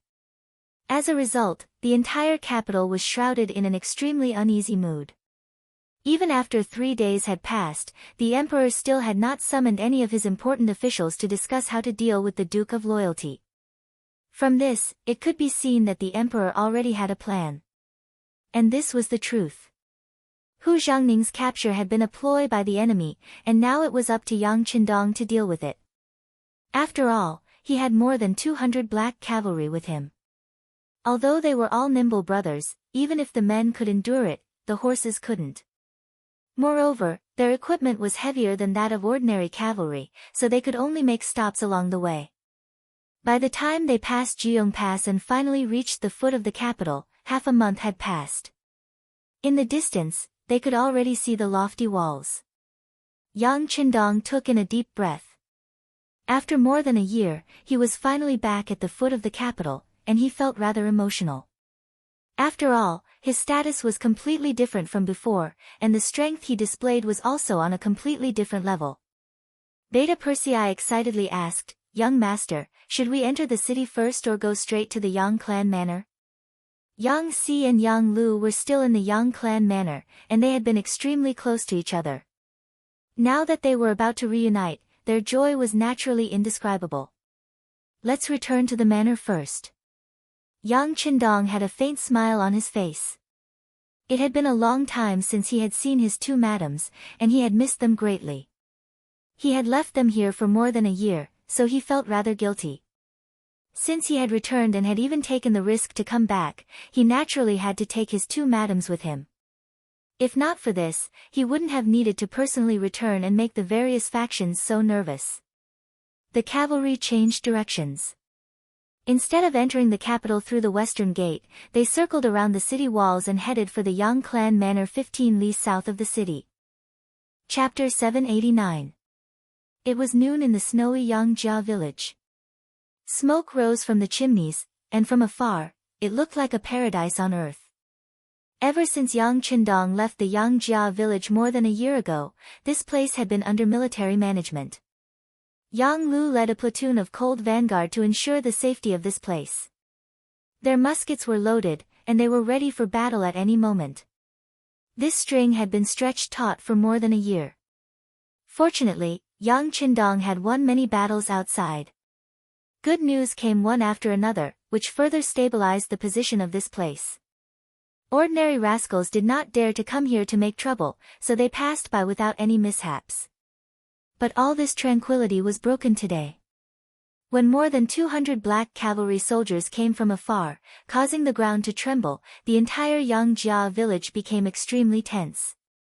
Yang Lu immediately led a platoon of soldiers to the front of the village and formed a battle formation.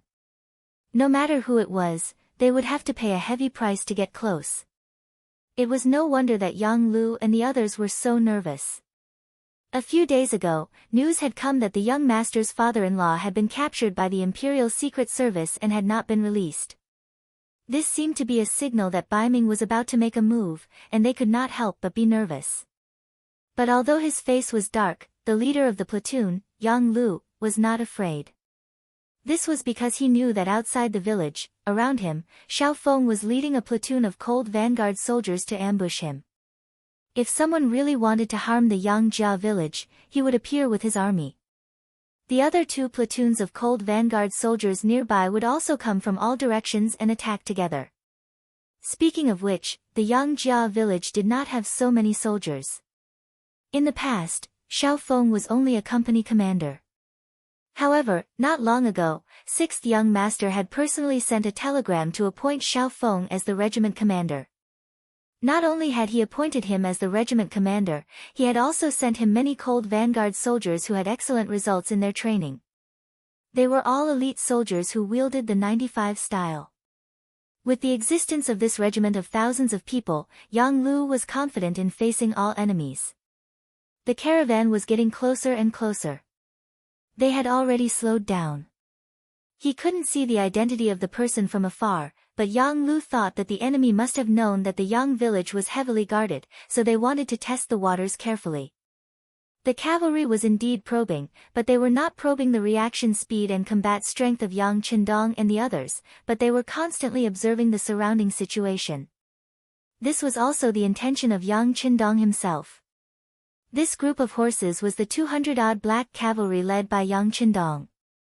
Among them were 2 members of the guards, Wolf's Fang, and the ghost sniper team. It could be said that they were all elites among elites. Previously, Lu Gui had wanted to send people to wipe out this group of people. Fortunately, he did not do so. Otherwise, not to mention 1,000 men, even if 2 or 3 teams came, they would not be able to gain much advantage. In the face of the black cavalry armed with firearms and even rocket launchers, especially Yang Qindong who could mobilize countless advanced weapons from the large warehouse at any time, sending fewer soldiers was no different from sending them to their deaths. Hee, there are people in the woods on the left, and there are also people in the snow on the right. There are at least 100 muzzles aimed at us. Yang Qindong rode on the white dragon horse and walked forward leisurely. With a smile on his face, he told these words to the people around him. Yang Qindong's perception was very strong. As a person of 2 lifetimes, and with the help of his ki, it was far from what ordinary people could compare to. Just like Beta Persei and the others, although they were also very strong, they could not sense these things. However, since the 6th Young Master said so, it must be so. Young Master, with so many muzzles aimed at us, we should show our identities first. Otherwise, it would be too unjust for us to beat up our own people, Beta Persei said with an ugly expression when he heard that there were so many muzzles aimed at them. If they were really injured by the enemy on the battlefield, as long as they did not die, this wound could even become a kind of honor and something to brag about to the outside world. However, if they were beaten up by their own people, then no matter what the result was, they would not have the face to tell outsiders. Okay, go ahead. Yang Qindong nodded and agreed to this suggestion. Although he had confidence in Ling Feng, since he could become Ling Feng, he must be an outstanding person in all the assessments. However, a horse could stumble, so it was better not to be too arrogant. After receiving the order, Beta Persei spurred his horse forward. However, with him running in front, the situation would not be tense no matter what. After all, he was only one person, and even if he did not use any weapons, it was impossible for him to charge into the Yang village. He spurred his horse forward, bringing up snowflakes one after another, making it difficult for people to see his appearance clearly. In the past, it was rare for the capital to have such heavy snow at this time. However, it happened this year, and some people even came out to say that it was a good year, which made the people very happy. Even the two madams in the village were very happy to see such heavy snow. In order to make them happy, Yang Lu did not immediately order people to clear the snow. This also made Beta Persei the target of the muzzles as he ran. It was only when he was 300 meters away from the Yang village that he took the initiative to stop his horse. This was a safe area outside the security perimeter, and if he continued forward, Ling Feng might open fire.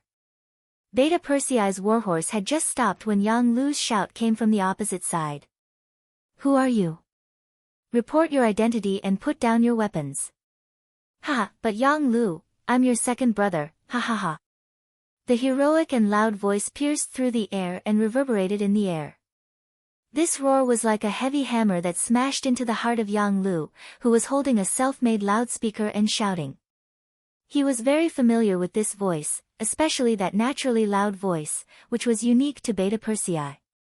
At a distance of 300 meters, he didn't need to use any means to clearly transmit every word he said into his ears. It was as if he was talking in his ear. Only second brother Yang could do this. "Quick, binoculars, binoculars." The excited Yang Lu hurriedly reached out to the platoon leader of Ling Feng.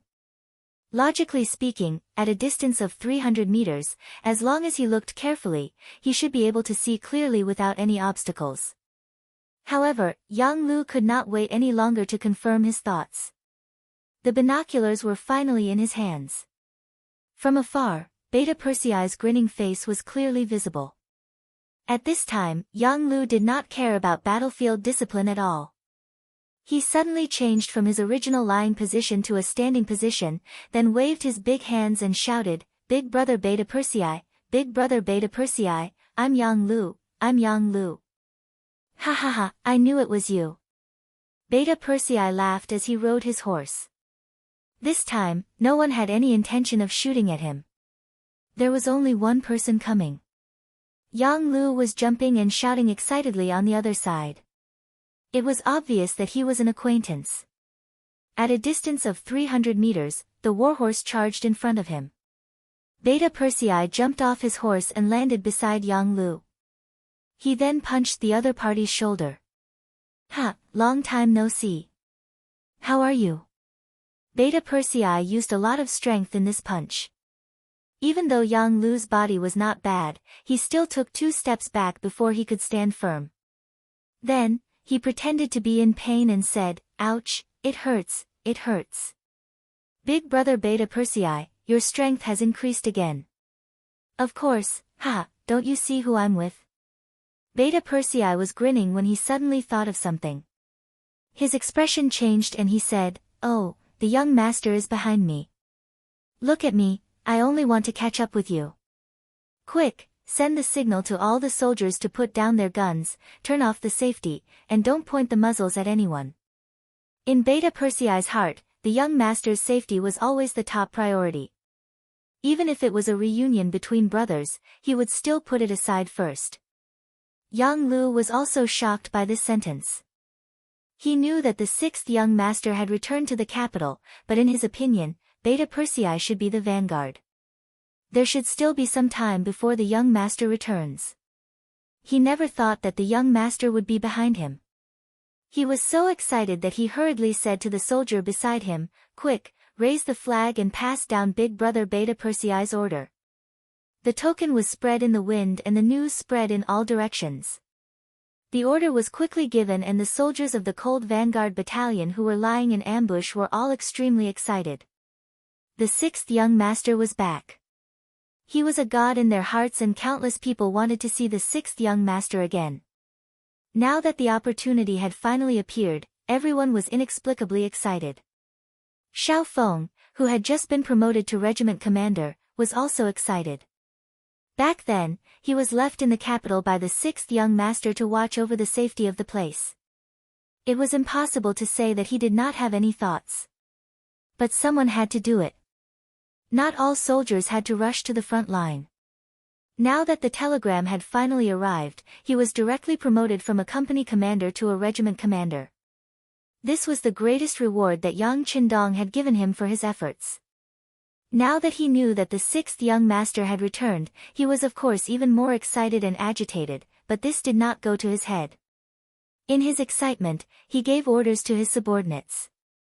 Everyone still has to be on guard. The sixth young master is here and the Baiming may act excessively at any time. From now on, we have to keep a clear head. If the enemy appears, it will be our chance to perform well in front of the sixth young master. Yes. The soldiers around him all agreed in unison and then went to their respective duties. However, the muzzles of their guns were not aimed at the 200 or so black cavalry, but at the back of the black cavalry to prevent a Baiming army from suddenly appearing there. Beta Persei met up with Yang Lu and then the outer gate leading to the Yang residence was completely opened. Yang Qindong arrived soon after and rode his warhorse to the front of a platoon of 30 soldiers beside Yang Lu. Salute! Yang Lu shouted, leading his cold vanguard platoon to raise their right arms, making a standard salute. Chapter 790. Yang Qindong dismounted from his horse and looked at the soldiers. He came to Yang Lu's side and nodded after returning the greeting. You've done well. Thank you for your hard work. Sixth young master, thank you for your hard work. Yang Lu took the lead and shouted. He faced the soldiers of the cold front and returned their greetings. Then he tidied their uniforms to show his concern. This trick was often used in the army and movies of later generations, but it had to be said that it was very useful. Many soldiers showed excited expressions because of this, and some even had tears in their eyes. These soldiers had been guarding this place for more than a year.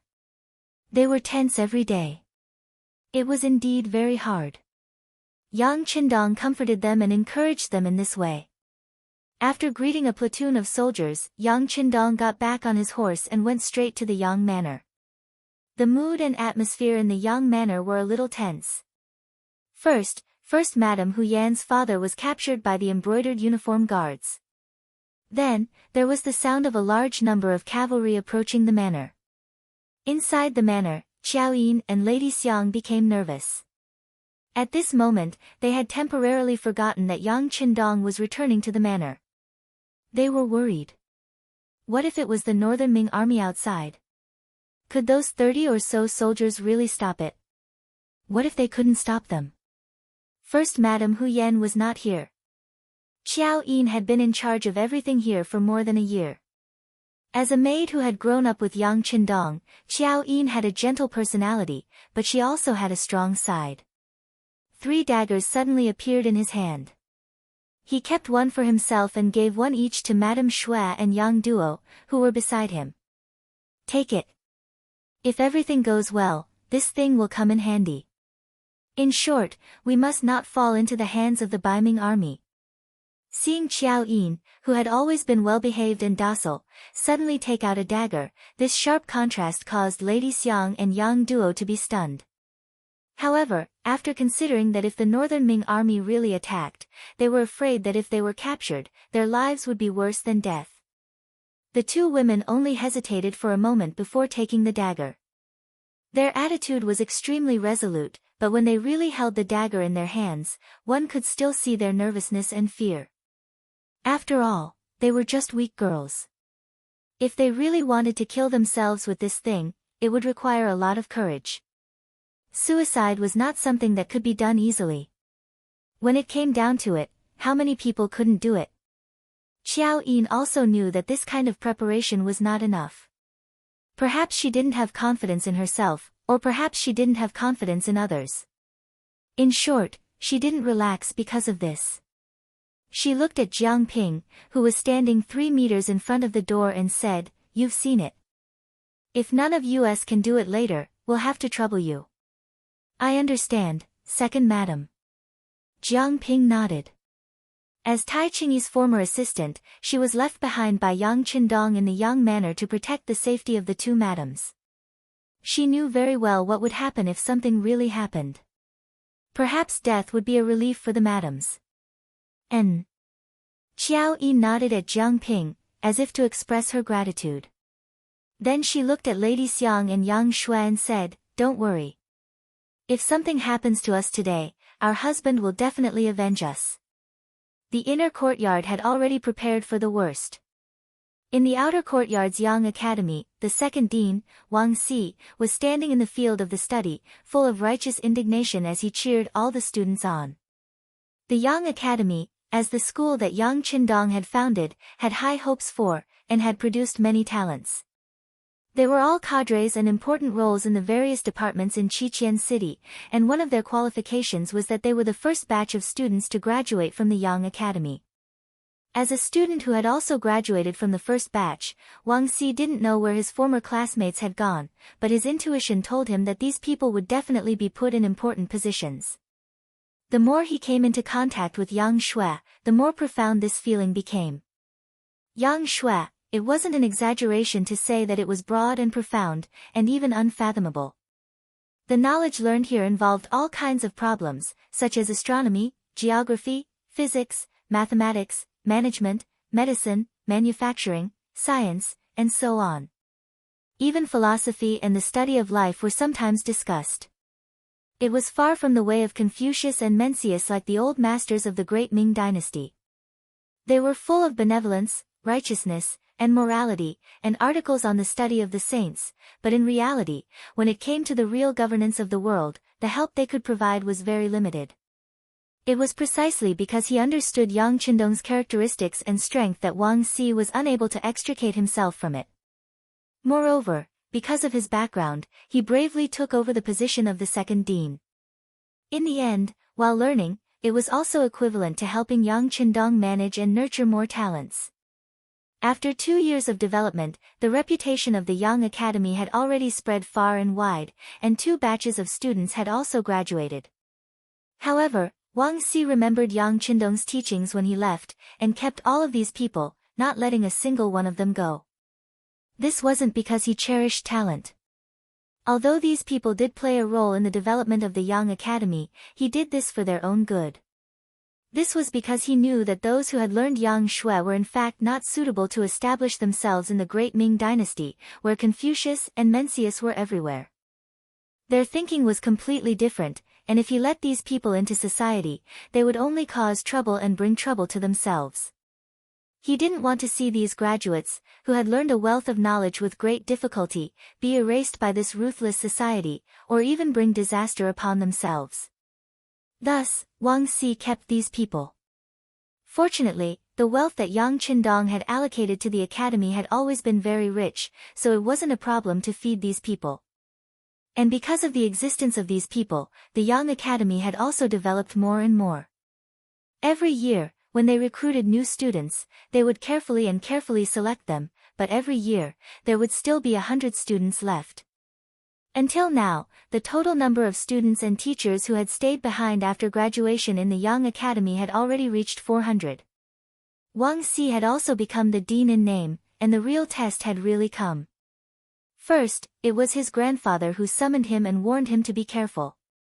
Then, there was news that the father-in-law of the 6th young master, Hu Zhangning, had been arrested by the embroidered uniform guards and imprisoned. Now, the entire Yang family manor suddenly sounded the alarm. All of this made Wang Si even more worried. Not long after the alarm sounded in Yang family manor, he summoned all the teachers and students to the sports field. Although the weather outside had already reached -5 or 6 degrees, it didn't make them feel cold at all. On the contrary, everyone was hot-blooded as they looked at the dean, Wang Si, who was standing at the highest point of the sports field. Everyone was waiting for his decision. To be able to become a student of the Yang Academy, it wasn't just learning literature. They belonged to the category of all-rounders who were proficient in both civil and martial arts.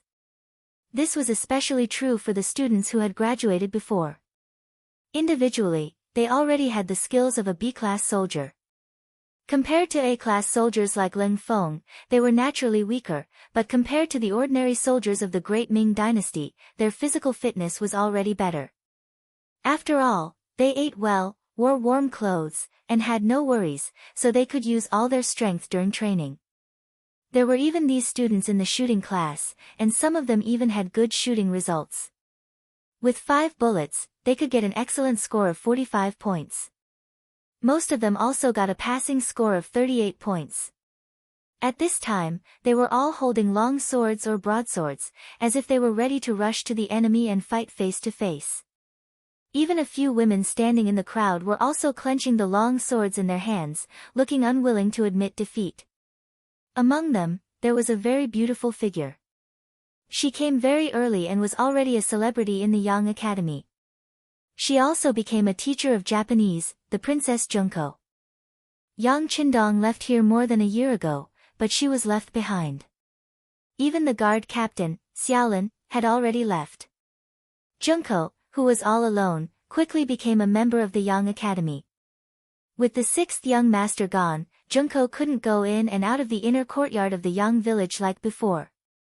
Everyone in the Yang village didn't know how to treat her. After all, with her outstanding appearance, she might become the madam at any time.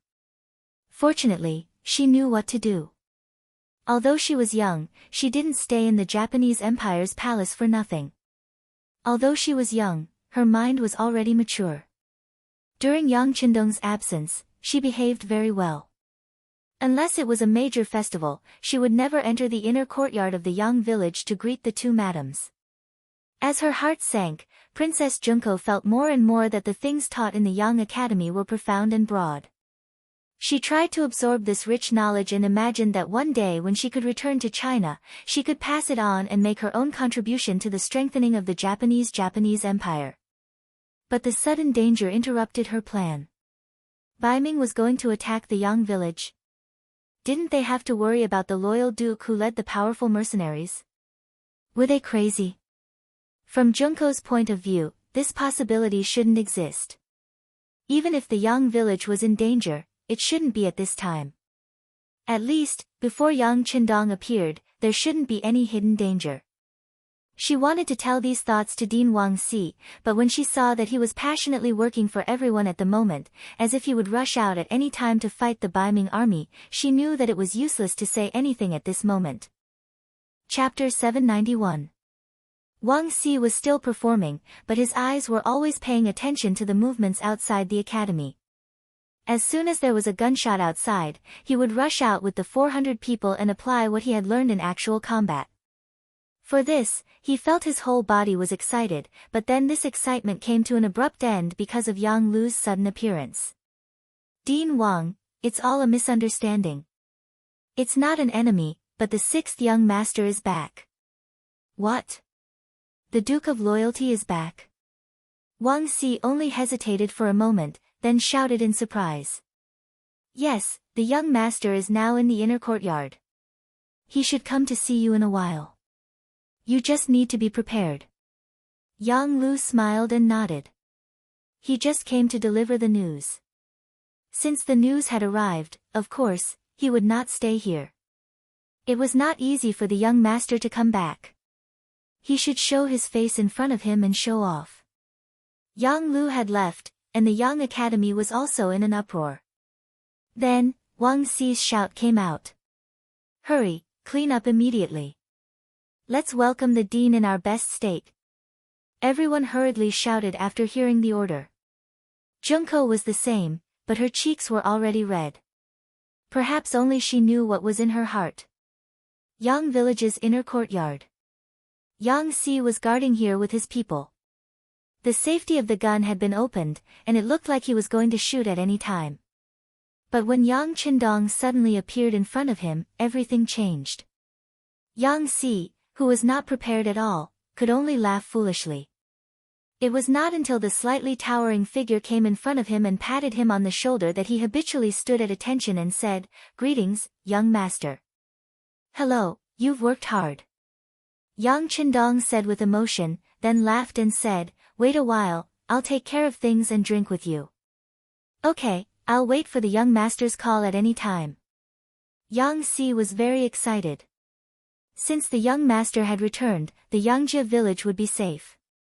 Even though the young master had only brought 200 black knights with him, he was still confident. "Where are the two madams?" Yang Qindong's voice echoed in Yang Xi's ears as he walked towards the inner courtyard. Second madam, fourth madam, and seventh sister are all in the inner courtyard. All right, I got it. Yang Qindong's voice was heard again, but his figure had already disappeared after he finished speaking. In the inner courtyard, two madams and a young lady were holding their daggers tightly with nervous expressions. They looked as if they were saying, "Don't mess with me, otherwise, I'll stab you with my dagger." The only one who was relaxed was Jiang Ping. Her gaze was deep and her face was filled with determination. At this moment, she was already prepared to die. Her duty was to protect the safety of the two madams. If she could not do this, then she would not let the two madams be carried by others.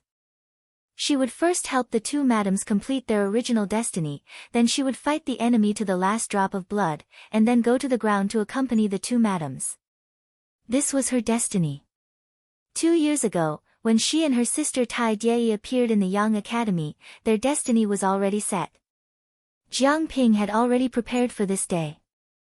Although she hadn't seen her sister for more than a year, the two of them could still write letters to each other. In her letters, Tai Jie couldn't mention the name of Crimson City and some things that happened there. This was a rule. However, she told Jiang Ping in her letters that the sixth young master was doing something groundbreaking, and this path was destined to be full of thorns and dangers. They were fortunate enough to be able to participate in this matter. It was something to be proud of, but at the same time, it was also very dangerous. They had to be prepared to sacrifice themselves and die at any time. Jiang Ping engraved these words in her heart. She thought that now was the time to fulfill these words. For this reason, the Browning pistol that Yang Qindong had personally given her had already been unlocked. She was ready to kill the enemy or even commit suicide at any time. This situation was getting closer and closer as the sound of footsteps suddenly came from outside the door. The footsteps came in an orderly manner, as if they were stepping on a drum. Every time they landed, the emotions of the women in the room would be stirred. They all raised their heads and looked outside the door, waiting for the judgment of fate. The sound got closer and closer, and the atmosphere became more and more tense. For some reason, at this moment, even Jiang Ping felt a powerful pressure. Instinctively, she held the Browning pistol in her hand and aimed it outside the door. In this critical period, no action was excessive, and any caution was reasonable. The figure finally appeared. Jiang Ping, who was the closest to the door, was the first to see the face of the person. Her first impression was that the person who came was not someone from the inner courtyard of Yang Manor. Then, her eyes widened. How is this possible? Of course, the person Jiang Ping saw was Yang Qindong. It was a tense moment outside, and everyone's heart was in their mouths. At this moment, no one would have thought that the sixth young master would suddenly return at this time. Jiang Ping was completely stunned. She, who was not mentally prepared, did not know how to speak at this moment. The only thing she could do was to lower the muzzle of her gun. After all, the sixth young master appeared here and pointed a gun at him. It was a great disrespect. Even if she were to die immediately, no one would cry out for her. "You're not bad." The first person to see him was Jiang Ping. Seeing that he was loaded and the safety was off, she nodded deeply. This was the quality that a captain of the guards should have. Once there was danger, she would be on full alert. The voice was very soft, so soft that only Jiang Ping could hear it. However, this sentence pulled her excited heart back. She immediately straightened her body and gave a standard military salute. "Hello, sixth young master." "Ha, good. You've done a good job. Now, you can go out and wait." He came in front of Jiang Ping and patted her shoulder to express his gratitude. At this time, the room was so silent that you could hear a pin drop. Qiao Yin, Lady Xiang, and Yang Duo were staring at the person who came in. They looked at the tall figure and the confident smile. Jiang Ping had already walked out without them noticing. When only the four of them were left in the room, Qiao Yin suddenly burst into tears. The dagger in her hand also fell to the ground at this moment, causing a very crisp sound. Then, her beautiful figure quickly ran over and plunged into Yang Chendong's arms. "Young master, you're back." After following Yang Chendong for so long, Xiao Yin was still more used to calling him young master and not husband. Opening his arms and welcoming Xiao Yin into his embrace, Yang Chendong stretched out his arm and patted the other's back. He comforted her and said, "I'm back. Everything is over. No one will threaten your safety in the future." As he spoke, Yang Chendong looked at the 3 daggers that fell to the ground. At this moment, he had a smile on his face, but he was a little angry in his heart. Although the Beiming imperial court didn't do anything to the Yang family village, looking at everything that happened now, the invisible pressure was still very huge. He actually dared to make his woman worry. Just based on this, he was afraid that he would have to take out a few heads to vent his anger. After Xiao Yin, 4th Madame Xiang also ran over and also burrowed into Yang Chendong's wide arms. Then, the 2 women broke into tears and laughed. They laughed and cried and laughed again. At this moment, they completely expressed the worries that had been suppressed in the bottom of their hearts. In this regard, other than continuously patting their backs, Yang Chendong could only reveal a bitter smile as he looked at Yang Duo, who was standing 3 meters away. "7th sister, are you all right?" At this moment, Yang Duo's eyes were also filled with tears, but her face was full of smiles. This little brother of hers had finally returned. She sighed and said, "Now that you're back, everything is fine. All right, I won't delay your reunion. I'll go to the kitchen to take a look and have them prepare delicious food. We must celebrate properly." Good, we have to celebrate properly. Thank you for your hard work, 7th sister." Yang Chendong also chuckled. He could only reveal such a straightforward smile in front of his sisters. Yang Duo also left. After waiting for there to be no one else in the room, Yang Chendong hugged one in each hand and kissed Xiao Yin and Lady Xiang's cheeks respectively. Then, he stretched out his finger and scratched the bridge of their noses. This kind of action was commonly used by Yang Chendong towards his beloved women, but it was this kind of action that immediately caused the 2 women's faces to turn red, like red apples. Speaking of which, ever since Yang Chendong entered the new, Gandusi region and entered the grasslands, he had not touched a woman.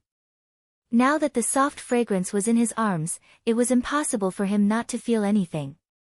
Even his body had already reacted, and he couldn't wait to do the 2 of them on the spot. However, Yang Chendong was still rational. He knew that there were still many people outside waiting for him to appear. Now was not the time to be sentimental. "Yin, Xiang, I've made you worry this time. But don't worry, this time I'm here to take you away. In the future, such worrying things won't happen again." "Ah. Really?" Hearing that Yang Chendong was going to take them away, both Xiao Yin and Lady Xiang's faces were filled with excitement. "Of course, I don't think I've lied to you before." Looking at the 2 women's smiles from the bottom of their hearts, Yang Chendong also chuckled. About half an hour later, Yang Chendong walked out of the inner court and arrived in front of Beta Persei, Yang Si, and Yang Lu, who had been waiting for him. "Come, let's go to the Yang Family Academy to take a look." The Yang Family Academy had long been prepared. As soon as Yang Chendong appeared, the second dean, Wang Si, immediately led the students out to welcome him. Although it was cold outside, no one was affected by the weather. In their opinion, since the dean was here, they should all come out to welcome him. Considering the weather, Yang Chendong originally wanted to let these people return to the classroom first. However, looking at more than 400 people, he knew that there was no classroom that could accommodate so many people. He simply followed everyone's wishes and stood in the middle of the field where Wang Si stood before. Then, a deep voice rang out.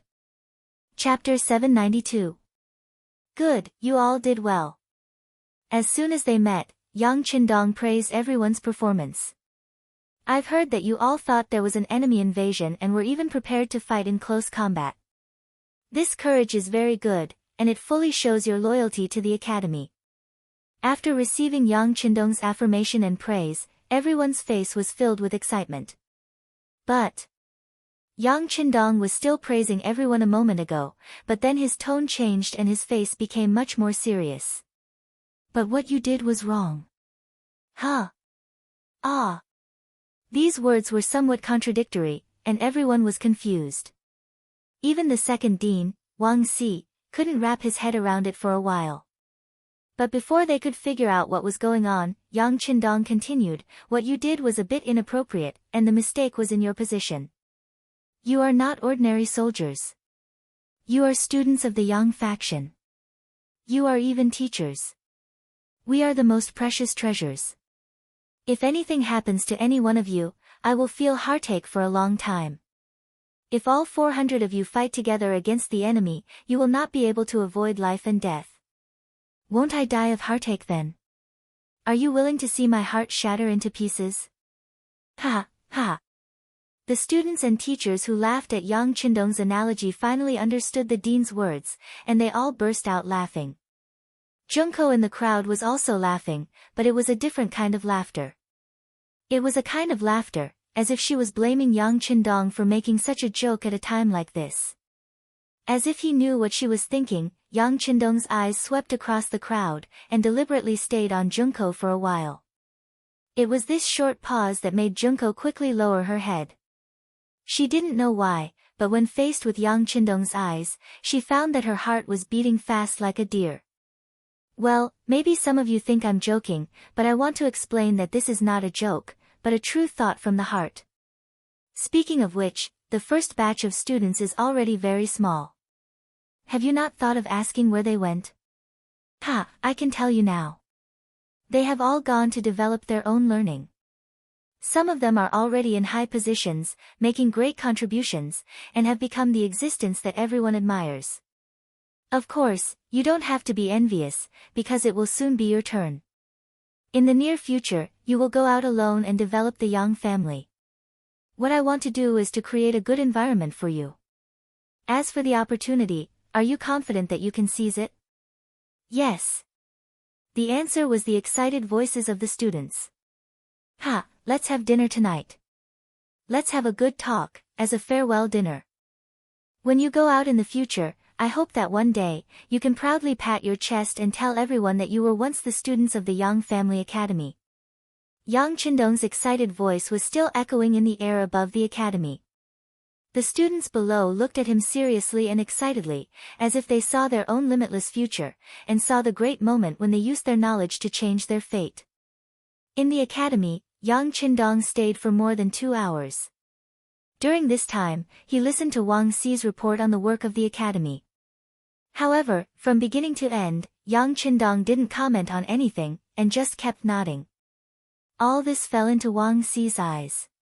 He thought that the 6th young master must have an idea in mind, but there were some things that needed to be carefully considered. However, since the 6th young master was back, he was of course not in a hurry. There were still more than 10 days before the new year, and there was no doubt that they would spend the new year here, so there was plenty of time to make a decision.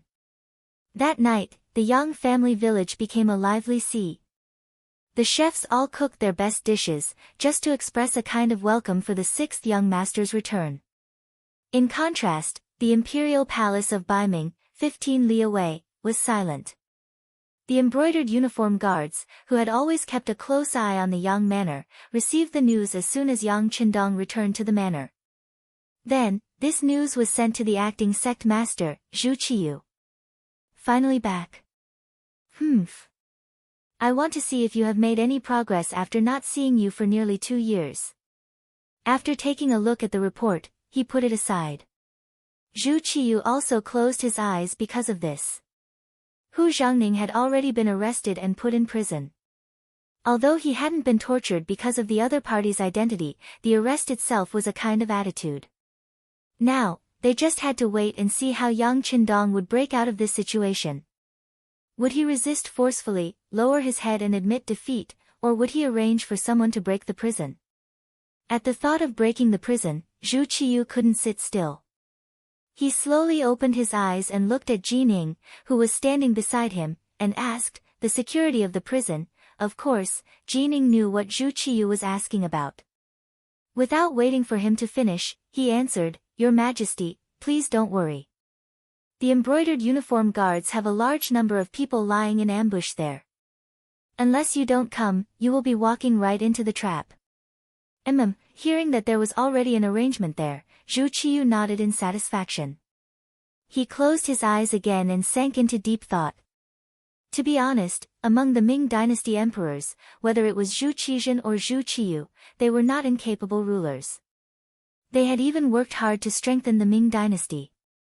Compared to some of the later Ming dynasty emperors, they were already qualified and could even achieve good results. Unfortunately, they were born at the wrong time. They met Yang Qindong, who had a large warehouse.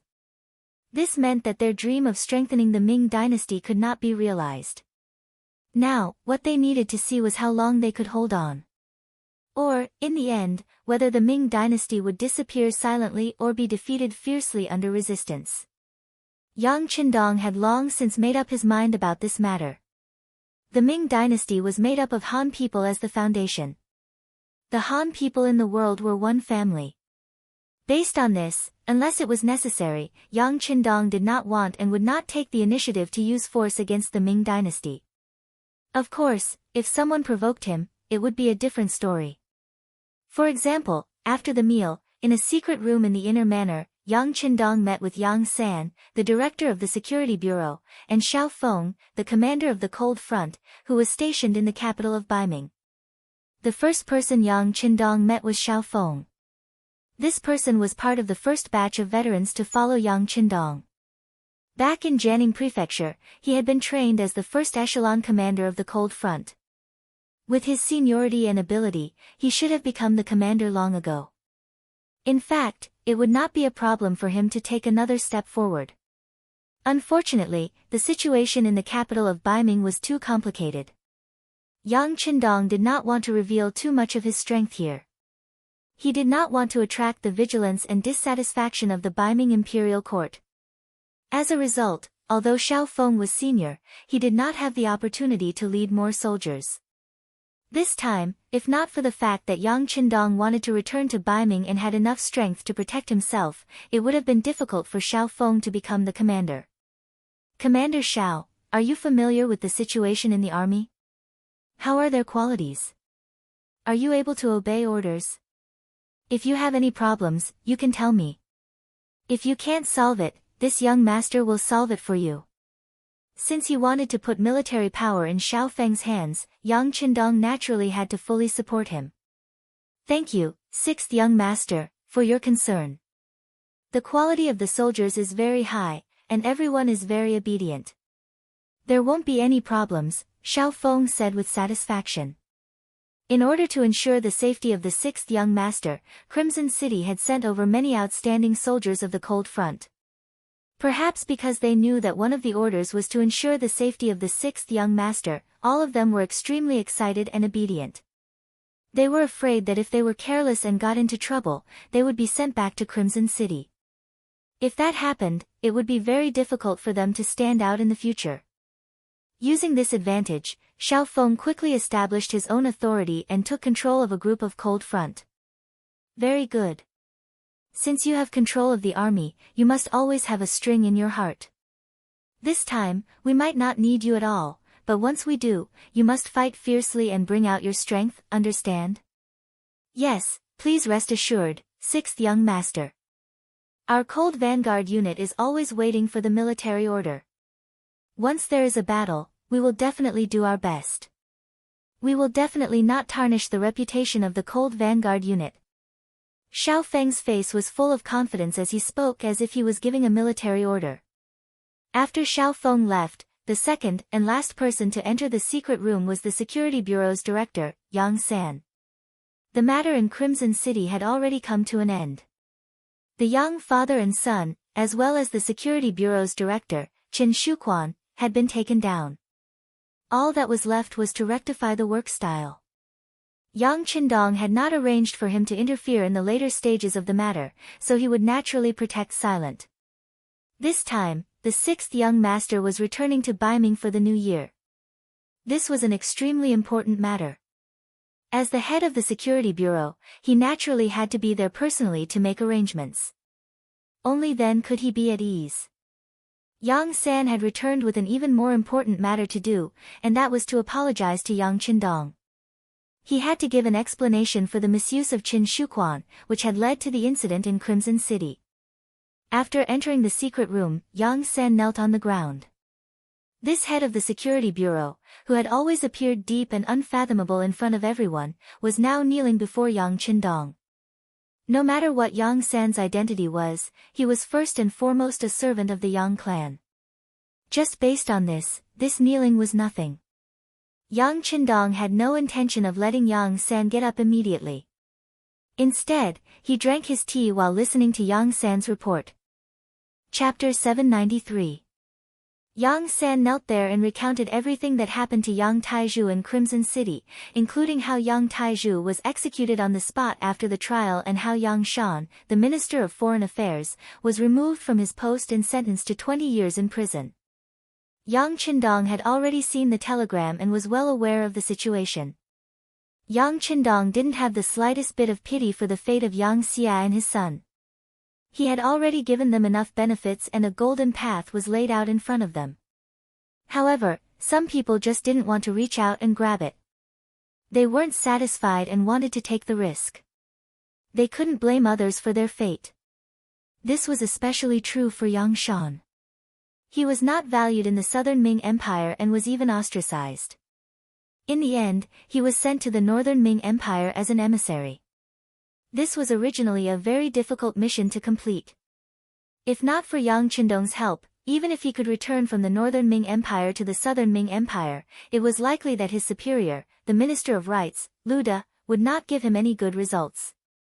Not only did he forget about such kindness, but he also wanted to obtain even more things from it.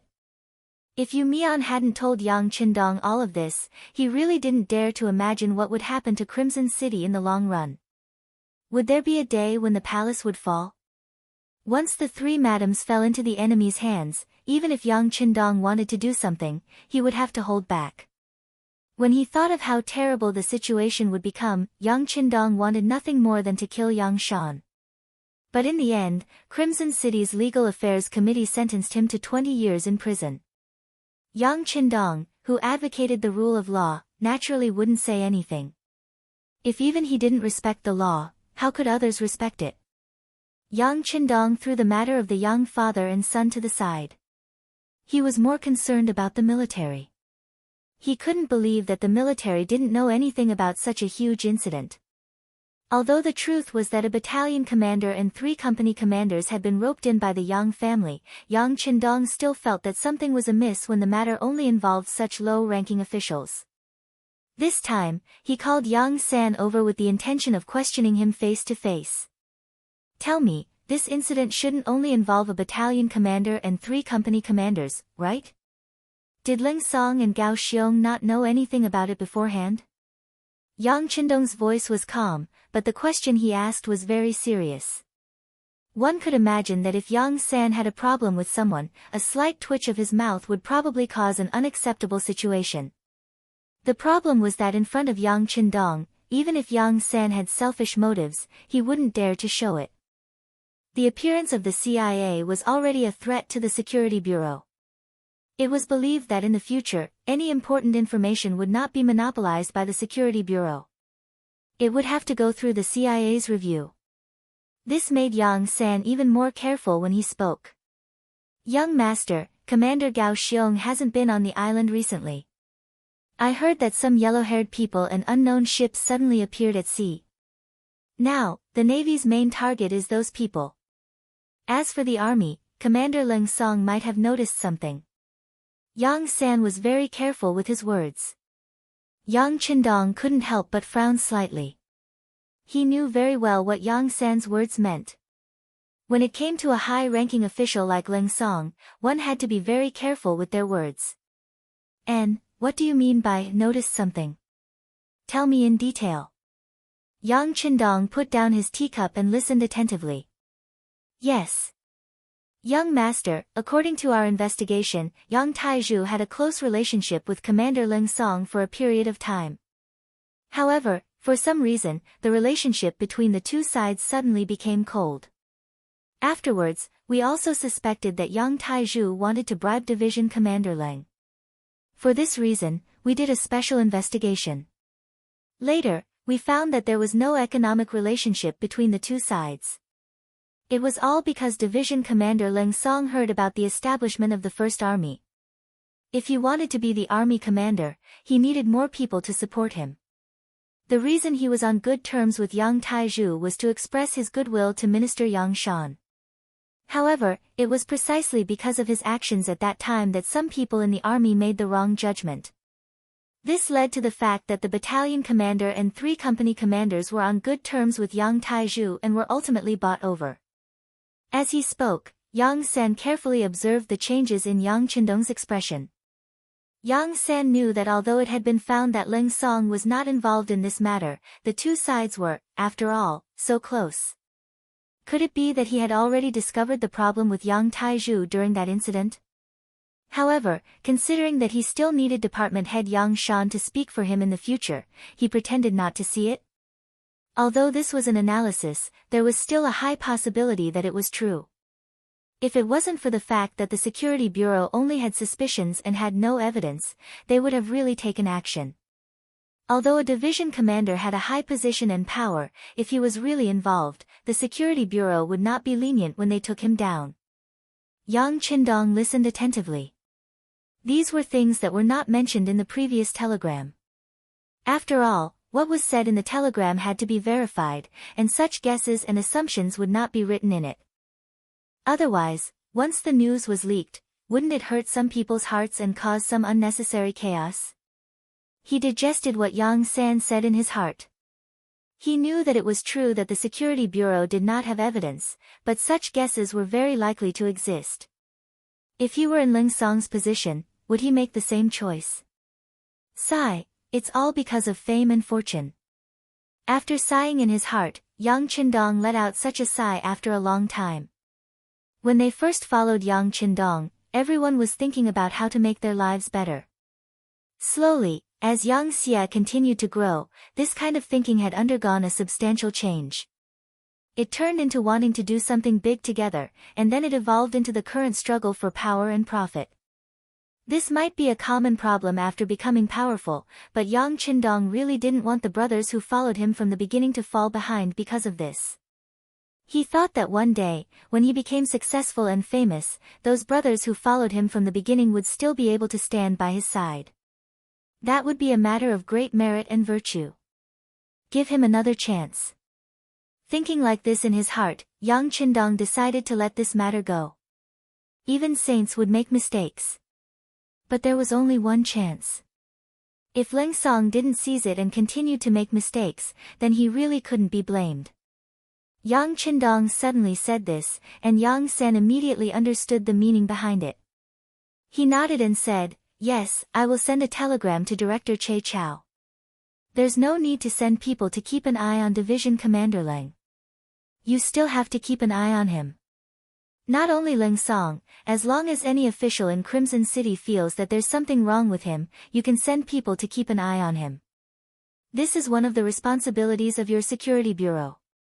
Yang Qindong waved his hand generously. He sent people to keep an eye on them not because he didn't trust them, but because he was constantly reminding them that someone was watching them. They had to know what they were doing and not make mistakes. Yes, yes. Yang San hurriedly nodded his head. All right, you can get up too.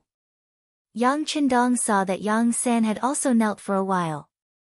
The punishment and reminder had been used, so he gestured for him to get up. Since the 6th young master gestured for him to get up, Yang San had to stand up. He immediately nodded his head and got up. Just as he steadied himself, Yang Qindong spoke again, "How's Little Yu's rectification campaign going?" 6th young master, it's been done very well. We've already found many problematic officials. Those who should be punished were punished, and those who should be fired were fired. We've also won the support of many people. Yang San was quite excited when he talked about this matter. It was obvious that this campaign was progressing well. Yes, those who have problems must be caught, but those who don't have problems must also be rewarded. Don't make everyone nervous. Someone still needs to do the work. By the way, the Security Bureau should support the establishment of the CIA as much as you can. Don't think that this is a division of power. As our territory grows larger, there will be more and more opportunities for problems to arise in the future. The Security Bureau alone is no longer enough, understand? Now that they were talking about the CIA, Yang San naturally nodded his head. He wanted to add a few words, such as how the Security Bureau's work had not been done properly, but when he thought about how the sixth young master probably wouldn't like to hear such self-criticism, he shut his mouth. The leader of the CIA was the fifth Madam, Su Munair. Rather than expressing his loyalty here, it was better to support her work. When the time came, the fifth Madam would report his performance to the sixth young master, and the results would definitely be much better. Alright, let's talk about the situation in the capital. Has my father-in-law suffered any grievances in the imperial prison? Putting the matter of Crimson City aside for now, Yang Qindong finally turned his attention to the situation at hand. No, Yang Sen quickly replied. It was clear that he was extremely concerned about this matter.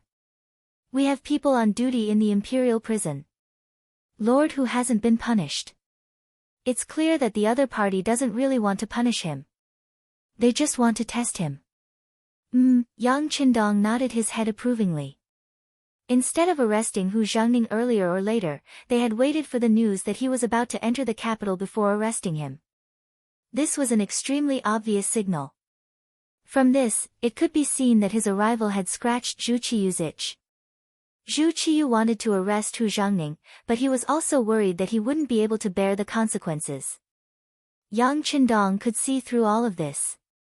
It was precisely for this reason that he wasn't in a rush. On the contrary, he calmly said, let's talk about what the others think. Chapter 794. The other people he was referring to were naturally the important officials in the Beiming imperial court. In the Ming dynasty, where the group of scholars was very powerful, the emperor often had to look at their faces when doing things. Many times, their attitude was extremely important and could decide many things. They are smart. Most of them did not express their opinions. Yang San had already grasped some of the relevant information. Although the current Security Bureau could not arrange spies in every important official's home, they could still grasp the general situation through various methods. Thinking about it, the people who were caught this time can be considered to be part of their group. Yang Qindong chuckled. He would not forget that his father-in-law, Hu Changning, still had a good father. Hu Changning was indeed an important force in the group of scholars. Based on this, those people would not hit him when he was down. Seeing that the young master had thought of everything, Yang San swallowed the words he wanted to remind him. He knew that the young master's thoughts were deep and would definitely counterattack, so he asked tentatively, Young master, when are you going to make your move? Are you ready? Yes, young master. Everything is ready for you. I'm just waiting for your order. Yang San said confidently this time.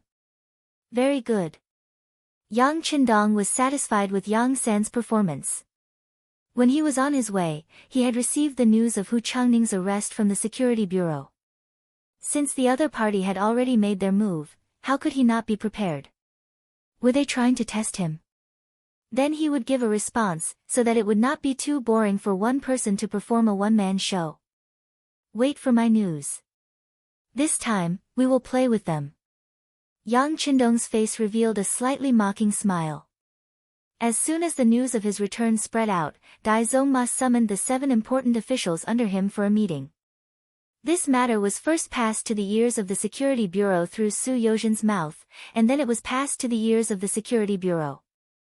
Yang Qindong thought that all of this was very normal. Among the 7 important ministers, the grandson of the Minister of Appointments, Wang Zhi, followed him, and the granddaughter of the Minister of Rights, Hu Xiao, married him. This meant that they would not give the emperor any ideas to deal with him. Perhaps when some matters involved their interests, they would make a move, but they would never go so far as to openly deal with him. On this point, Yang Qindong's mind was very clear. There was no such thing as an eternal friend or an eternal enemy. This saying was not wrong. As long as there was no conflict of interest, the two of them should be more biased towards him. There was no need to talk about the Minister of Justice, Su Yozhen. He was one of his own people, and their interests had long been tied together. He was the last person who would make a move against him. As a result, 3 out of the 7 were gone. As for the remaining 4 people, they might listen to Dai Zongji's words, but they did not have any personal enmity with him. In addition, before he left more than a year ago, he had dealt with the Minister of Justice, Yu Shiyue. This was tantamount to a show of force, which was equivalent to ringing the alarm bell for them. When he had to deal with a person with all his strength, even the emperor could not protect him. This was very alarming. Unless it was necessary, they would not use all their strength to deal with him. Thinking about it this way, Dai Zong was really pitiful. None of the 7 important ministers could be used in this matter, and he could only personally go. Although it was not to the extent of going into battle with his bare arms, there were many things that he had to spend a lot of effort on. Thinking about the situation in the imperial court in Baiming, Yang Qindong was much more confident. Internally, there were elements of disunity. Externally, there was the illustrious reputation of the mercenaries on the battlefield. Yang Qindong, who already had the power to resist, believed that this trip to the capital of Baiming this time, although it seemed dangerous, was in fact far less difficult than everyone imagined. Otherwise, he would not have personally taken the risk. Go. This time, my safety is truly in the hands of the Bureau of Security. Yang Qindong made up his mind and slowly stood up. Young master, be at ease. We will do our best to ensure the safety of the young master. Yang San also stood up and spoke as if he was making a military order. With the official business over, Yang Qindong returned to the inner courtyard. 2nd Madam Qiao Yin and 4th Madam Xiang Nyangzi were not asleep. The 2 of them had already dismissed their servants and did not even bring their personal maids. They were just sitting in the hall. After not seeing each other for more than a year, the 2 of them greatly missed their husband. In the past, they had the experience of sharing the same bed. Although it was very embarrassing, reality had already told them that one of them was no longer able to satisfy their husband. Since this was the case, the 2 of them would go into battle together. The decision had been made, but after all, they had not done it for more than a year. Their faces were still red with embarrassment. When Yang Qindong appeared, they lowered their heads even more. However, the 6th young master's hearty laughter was heard. No one knows their husband better than his wife. Madams, I'm here. The current situation was indescribable, but in short, it was a storm. A battle was unavoidable. After the energetic Yang Qindong had more or less tidied up the 2 madams, he hugged each of them with one arm and began to chat. Although the 2 ladies had just experienced a war and were already very tired, after all, they hadn't seen their husband for so long, so they still had a lot to say in their hearts. This made them forcibly resist their sleepiness and stay to talk to Yang Qindong in detail. 7th older sister is very pitiful. Although she does not have to worry about food and drink in the manor, I can see that her mood is somewhat depressed. Qiao Yin lay under Yang Qindong's arm and changed to a more comfortable position. She took the initiative to bring up Yang Duo's matter. Among his sisters, Yang Qindong respected his eldest sister the most. He loved his 7th older sister the most. Anyone who was close to him could see this. That was why Qiao Yin timely cried out for Yang Duo's innocence. Gossip is a fearful thing. Yang Qindong said these words with a sigh. In feudal society, women had always been in a subordinate position. As the saying went, if you marry a chicken, follow the chicken. If you marry a dog, follow the dog. This was a true portrayal of their lives. Yang Duo was a divorced woman. Although it was said that because of Yang Qindong's interference, it was not a divorce but a divorce, after all, she was not an ordinary person. Just based on the fact that she had a brother who was a duke, she was already incomparably powerful. Such a woman really made people love and hate her. She loved her beauty and status. She also hated her status. Her previous husband had been unceremoniously dealt with by Yang Qindong.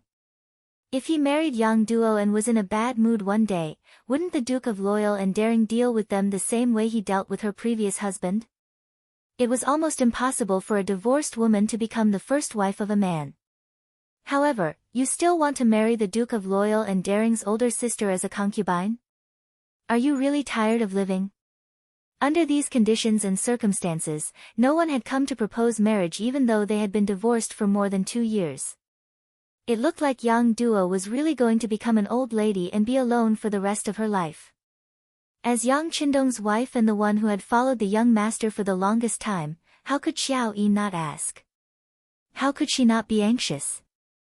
That's right. Sometimes, when I see seventh sister standing by herself, she really does give off a very lonely and pitiful feeling, Lady Xiang said cooperatively. She was naturally paying attention to young Duo because her husband was very fond of his youngest sister. As a wife, it was only right for her to worry about this matter.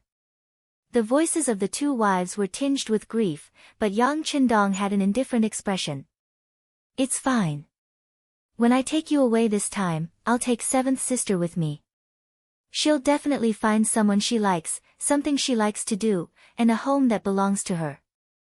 In the capital, Yang Qindong did not only have seventh sister, but she was the only one without a husband, so she was the most suitable person to be taken away.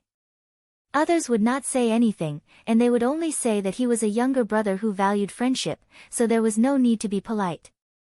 Hearing that Yang Qindong was going to take young Duo away, Xiao Yin breathed a sigh of relief.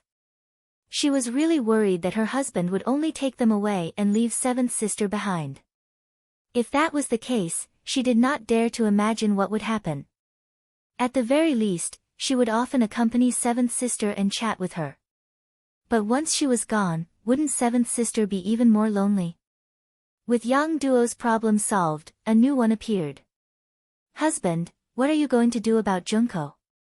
You've left her here for more than 2 years. What are you going to do? That's right. Little sister Junko is also very beautiful. The fourth madam, Lady Xiang, began her act of leaving a gap, and then raised her head to look curiously at Yang Qindong who was lying beside her. When it came to Junko's matter, Yang Qindong naturally couldn't be as indifferent as when he was talking about seventh sister. From the bottom of his heart, which man did not love beautiful women? Especially Junko's body was full of nobility, and she was very beautiful and smart. But if he had to take her for himself just because she was beautiful, Yang Qindong could not do such a thing. On the contrary, his heart was still very conflicted. He must conquer the Japanese Empire. This was not only a matter of the plan, but some things had already begun to be carried out secretly. The artillery had been sent out, and he heard that the other side was actively preparing. But because the matter was too big, if he did not have the confidence to succeed in one shot, he could not act rashly. This was why there was no decisive battle. The day when the Japanese Empire was in chaos would be the day when Yang Qindong would attack. At that time, how could he face Junko? He had destroyed her home, and now he wanted her to follow him wholeheartedly. Even though Yang Qindong was very confident in some aspects, he did not think that he could do it. With such a contradiction in his heart, Yang Qindong adopted an indifferent attitude towards Junko. With the idea of letting nature take its course, if the other party really wanted to stay, of course, he would welcome her. If the other party must leave, then he would let her go. It could only be said that they were not fated to be together. Chapter 795. This time, I'll be taking her with me. Once we're out of Baiming's territory, she'll be safe. At that time, I'll let her choose what path she wants to take. Yang Qindong took a deep breath and made a difficult decision. Is husband willing to part with her? Xiao Yin asked playfully. She naturally didn't know what was on Yang Qindong's mind.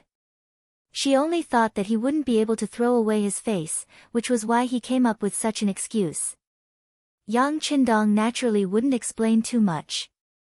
After all, he was well aware that sometimes, it was impossible to reason with a woman. He laughed heartily and said, "It's been a long time since you've gone to the capital for a stroll. It's almost the new year, so it must be very lively. How about we go to the immortal abode for a drink tomorrow?" Sure enough, this method of replacing a tree with a flower was very effective. When they heard that Yang Qindong was going to take them to the capital, the two madams were extremely happy. Out of consideration for their safety, they had been cooped up in the Yang clan manor for a long time. Their hearts were already itching to fly out, not to mention that they would be accompanied by their husband. The two women immediately agreed. All right, it's decided then. But a good night is worth 1,000 gold. Shouldn't we do something? Yang Qindong, who had already rested enough, was starting to raise a certain part of his body. Ah! The two women cried out in shock and embarrassment. And then, you know what happened. After a busy night, the two madams were both lazing in bed the next morning. There was nothing they could do about it. After all, Yang Qindong was an animal. On the contrary, he got out of bed normally, and his expression was refreshed. First, he practiced military boxing 5 times in a row. Then, he ran 5 kilometers with the guards. When he returned to the manor for breakfast, he called for his wife to accompany him. The two of them whispered to each other for a long time, but outsiders didn't know what they were talking about.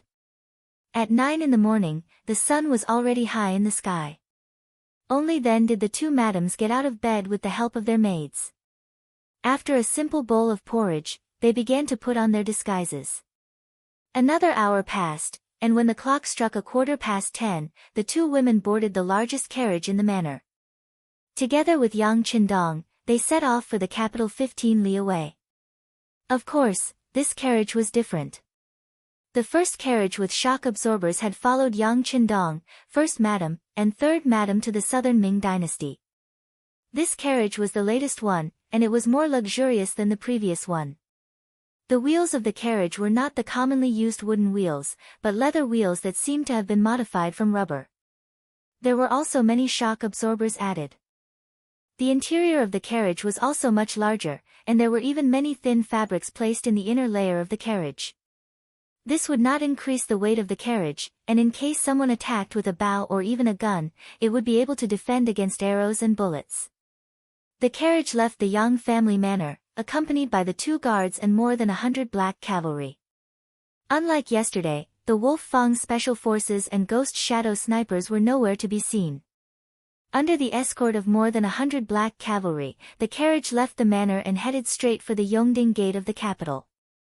The moment the carriage left the manor, the embroidered uniform guard spies who had been keeping watch outside received the news. This news was then reported up through the ranks, and it didn't take long for it to reach Chief Eunuch Jining. It seems like he's about to make a move. Have someone keep a close eye on them. Without orders, they're not to act rashly. Jining still didn't know what Yang Qindong was planning, so she could only wait and see. This allowed Yang Qindong's group to enter the capital without any obstructions. The 100-some black cavalry appeared on the streets of the capital in an awe-inspiring manner. Their appearance naturally attracted the attention of the common people. And a piece of news quickly began to spread through the crowd. This is the Duke of Loyalty, known as the War God. Not long ago, he was ordered by the emperor to reclaim Tulu city. I heard that just the Mongol cavalry alone killed over 10,000 people and saved countless of our Han people. An elegant young master stood in the crowd and told the news he knew. What? There was such a thing. Why haven't I heard of it before? Many of the commoners who suddenly heard this revealed shocked expressions. There was also this person who had a disapproving expression. It was clear that they would not believe this kind of rumor. Of course you wouldn't have heard of it. Let me tell you, isn't it almost the new year? When the time comes, His Majesty will announce it as a joyous occasion for the entire country. This news is still under lockdown. If not for the fact that I have a friend who is an official in the Bureau of Military Personnel, I wouldn't have heard of this news either. The elegant young master found a legitimate reason, his face saying that he had many connections and couldn't be like them. Yes, yes. My master also mentioned it in his residence. It really is true, a man in the garb of a retainer in the crowd suddenly said, cooperating with the young master. This immediately drew everyone's attention. For a matter, if one person said it was true, it might not be credible, but when more people said it was true, then it couldn't be treated as idle. For a time, this news blew like a cold wind in all directions, and some people with big mouths began to spread this news out. But as the instigator, the young master and his servant had long disappeared into the crowd. They were originally secret agents of the security bureau and were used to playing many roles. What happened just now was just a very common case in the mission. When the news spread, Yang Qindong's carriage was moving through the crowd. It was rare for people to make way for him from afar. This was a form of respect for heroes, but how could it not be a reflection of the people's hearts? The embroidered uniformed guards who had been following the carriage were also stunned by this scene. However, it was clearly too late to investigate the source of the news. Seeing how much the common people loved the Duke of Loyalty, they had no choice but to report this news to their superiors. In the imperial palace, Zhu Qiyu, who had also heard the news, was waiting for the latest developments. Suddenly, he heard a report from one of his subordinates. When he heard the rumors on the streets, his face filled with anger, and he suddenly roared, "This is kidnapping, kidnapping." When he went to attack Talis City, when did he receive our edict? What is he trying to do? Does he think that because he has the support of the common people, we don't dare to do anything to him? This is Baiming's capital. Here, we have the final say, we have the final say. Seeing the emperor's anger, Jining dropped to her knees and cried, "Your Majesty, please calm down, Your Majesty, please calm down." In truth, if you think about it carefully, this isn't a bad thing. Since this news has spread, it must be the work of the Duke of Loyalty. Doesn't this mean that he intends to gift Talis City to Your Majesty? Zhu Qiyu, who had wanted to continue roaring to vent his dissatisfaction, suddenly stopped. Instead, he seemed to be thinking about something. Soon after, he chuckled and said, "That's right, my beloved subjects' words are exactly what we want. Since that's the case, I'll let some people know what it means to lift a rock and smash one's own foot. How about this, immediately pass down the order to spread the news that the Duke of Loyalty attacked Talis City on our orders. Let everyone in the world know, haha, ha ha ha." A tiny Talis City naturally didn't enter Zhu Qiyu's eyes. He didn't even consider how many Mongolian soldiers there were in the city or how many Han commoners were under threat. His reputation was nothing more than a good reputation for daring to face the Mongols and raising the morale of the people. "Your Majesty is wise," Jining hurriedly flattered. The delighted Zhu Qiyu laughed heartily as he made his way to the harem. He wanted to share this good news with the Empress and the imperial concubines. As for Yang Qindong, he trusted that the embroidered uniform guard was keeping an eye on him to see if anything had happened. After the decree was issued, news quickly spread throughout the city that Baiming had taken Talis City and that the Han commoners there had been rescued. The commoners were overjoyed when they heard this news. After all, they had always retreated and avoided the Mongol army of the steppe. They rarely took the initiative to attack, let alone take down a city, kill the Mongol soldiers, and rescue the commoners. This news caused the atmosphere of the new year to become even more lively. Some of the wealthier commoners even set off firecrackers in the streets, as if the entire country was celebrating.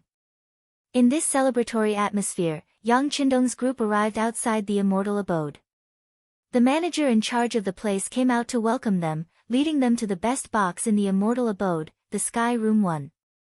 It was almost the new year, and Baiming seemed to be celebrating the prosperity of the country. The capital was bustling with activity, and the business of the immortal abode was getting better and better. Over the past 3 years, more and more merchants and officials had joined the immortal abode. Gradually, the immortal abode became the most luxurious place in the city. It was as if an important friend had come, and if they didn't treat him to a meal, they would be neglecting him. In this atmosphere, the mark of the Yang clan on the immortal abode grew increasingly faint. In the immortal abode, Yang Qindong's group entered a private room and sat down.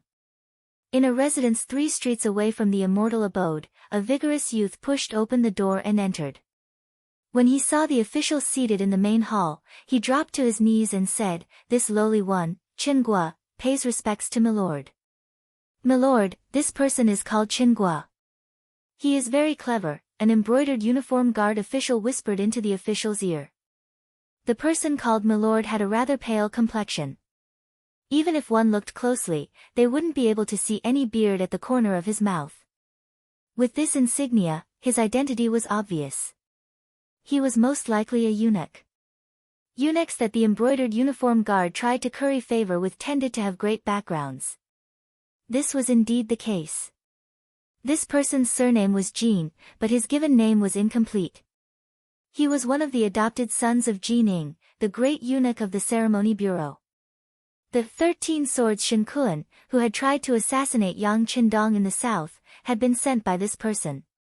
Chapter 796. It was a pity that Yang Qindong was stronger, and in the end, Shinkuan died in battle. However, because of this matter, Jin Buchuan was hated by the Security Bureau. If it wasn't for Yang Qindong saying that he would personally take care of this person, he would already be a cold corpse. The Imperial Guard Baihu standing beside Jin Buchuan was named Tong Lai. He was originally just a hoodlum on the streets, but he relied on his bootlicking skills to enter the Imperial Guard.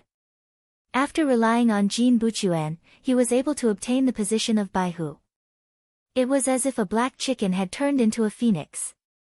After becoming a Baihu and enjoying the benefits of power, Tong Lai was no longer satisfied with his current position. He wanted to continue climbing up, so he started to rope in capable people. This Chen Guo was someone he had his eyes on. Reality proved that his judgment was not wrong. This person that he relied on as his trusted aide brought him good news. They had actually found the Mongol army's spy in the capital and found a place for them to stay. The Mongol army's spy in the capital had always been an existence that gave the Imperial Guard headaches. They came and went without a trace, and their organization was very tight. They were like an annoying mosquito that would appear when you were sleeping, and disappear when you woke up to look for them. For this matter, the Imperial Guard had used a lot of manpower and resources, but the results were not what they wanted. Now, they had actually found traces of them and even locked onto their specific location. How could this news not make them excited? Seeing Chen Guo appear, it was as if he had seen power and gold. Tong Lai anxiously asked, "Did you find where they are staying? Did they find you? We've been changing people to follow them back to the Baihu, so they did not find us. Right now, we still have my brother outside keeping watch." Chen Guo answered as expected. She then raised her head and smiled, as if she was asking for a reward. Jin Buchuan saw this and a trace of disdain appeared in his eyes. People like this only wanted money and power. There was no loyalty in relying on people like this. However, these people were often the best targets to be used because they would do anything for money. It was this appearance that made Jin Buchuan's heart calm down. He also found out from Tong Lai that there was more than one embroidered uniform guard watching them, so the possibility of them being connected was close to zero. Ha ha ha, good. If that's the case, then I'll have to ask Brother Chen Guo to lead the way. The sound of a male duck's throat was extremely thin, making people feel uncomfortable after hearing it. But at this moment, no one dared to say such a thing. They all lowered their heads and cupped their fists, saying, "Congratulations, sir, for making a new contribution." Ha ha ha, let's go. Jin Buchuan, who appeared to be extremely happy, laughed heartily as he walked out of this ordinary little courtyard under the escort of the crowd. Chen Guo lowered her head and walked at the very front. Her lowered head revealed a resolute expression, completely different from the flattering smile from before.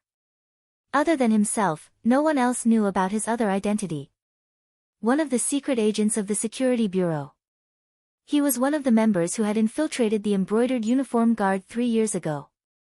Because he had never been sent on a mission, his identity was unknown to outsiders. But just a few days ago, when he had just returned home, he had suddenly been captured and brought to an unknown place with his head covered. There, he had met his highest superior, the head of the Security Bureau, Yang San. In his excitement, he had accepted a new mission.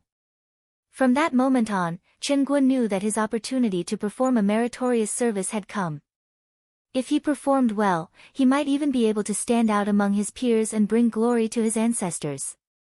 With this excitement, he carefully studied every detail of the mission, which led to the scene where he took the initiative to appear here today. The others didn't know what Chen Guo was thinking. Everyone still treated him as one of their own, following behind him as they walked down the main street. What he didn't know was that every step he took forward was a step closer to death. Following behind Chen Guo, it didn't take long for them to arrive at a place bustling with activity. This place was clearly more lively than many other places nearby. If this wasn't the immortal abode, where else could it be? They're here. Jin Buchuan couldn't help but frown when he saw the immortal abode. It wasn't because he felt that something was wrong, but because he had just received news that the Duke of Loyalty had come to the immortal abode with his 2 wives. Jin Buchuan felt a bit of fear towards the Duke of Loyalty. Even though this person was so powerful that even his godfather had to avoid him, the main reason was that he was the one who had sent the assassin, Shen Kuan. Even though the assassin was already dead, and there was no proof, if the Duke of Loyalty went crazy, would he be able to reason with him? Jin Buchuan felt a bit uncertain. Beside him, the official Tong Lai didn't know about any of this. As soon as he entered, he only raised his head and glanced at the 3 words, immortal abode, then stopped thinking about it. This wasn't surprising. The embroidered uniform guard only had a goal in mind. They didn't care about the process. So what if it was the immortal abode? A while ago, the embroidered uniform guards had gone to the residence of Hu Shao, the Minister of Rights. They had even taken away his eldest son. Nothing major had happened. Because of this, a small immortal abode was naturally nothing in his eyes. You guys, come here. The sharp-eyed Tong Lai discovered several other embroidered uniform guard agents hidden among the commoners. He waved his hand and called them over. Let me ask you, did that Mongol enter this place? Yes, we saw it with our own eyes. The agents all nodded, confirming Chen Guo's words.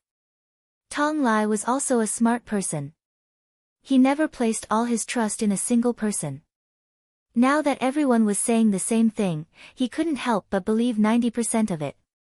Alright, since that's the case, Chen Guo and you two come with me. I want to confirm it. Tong Lai was a very careful person.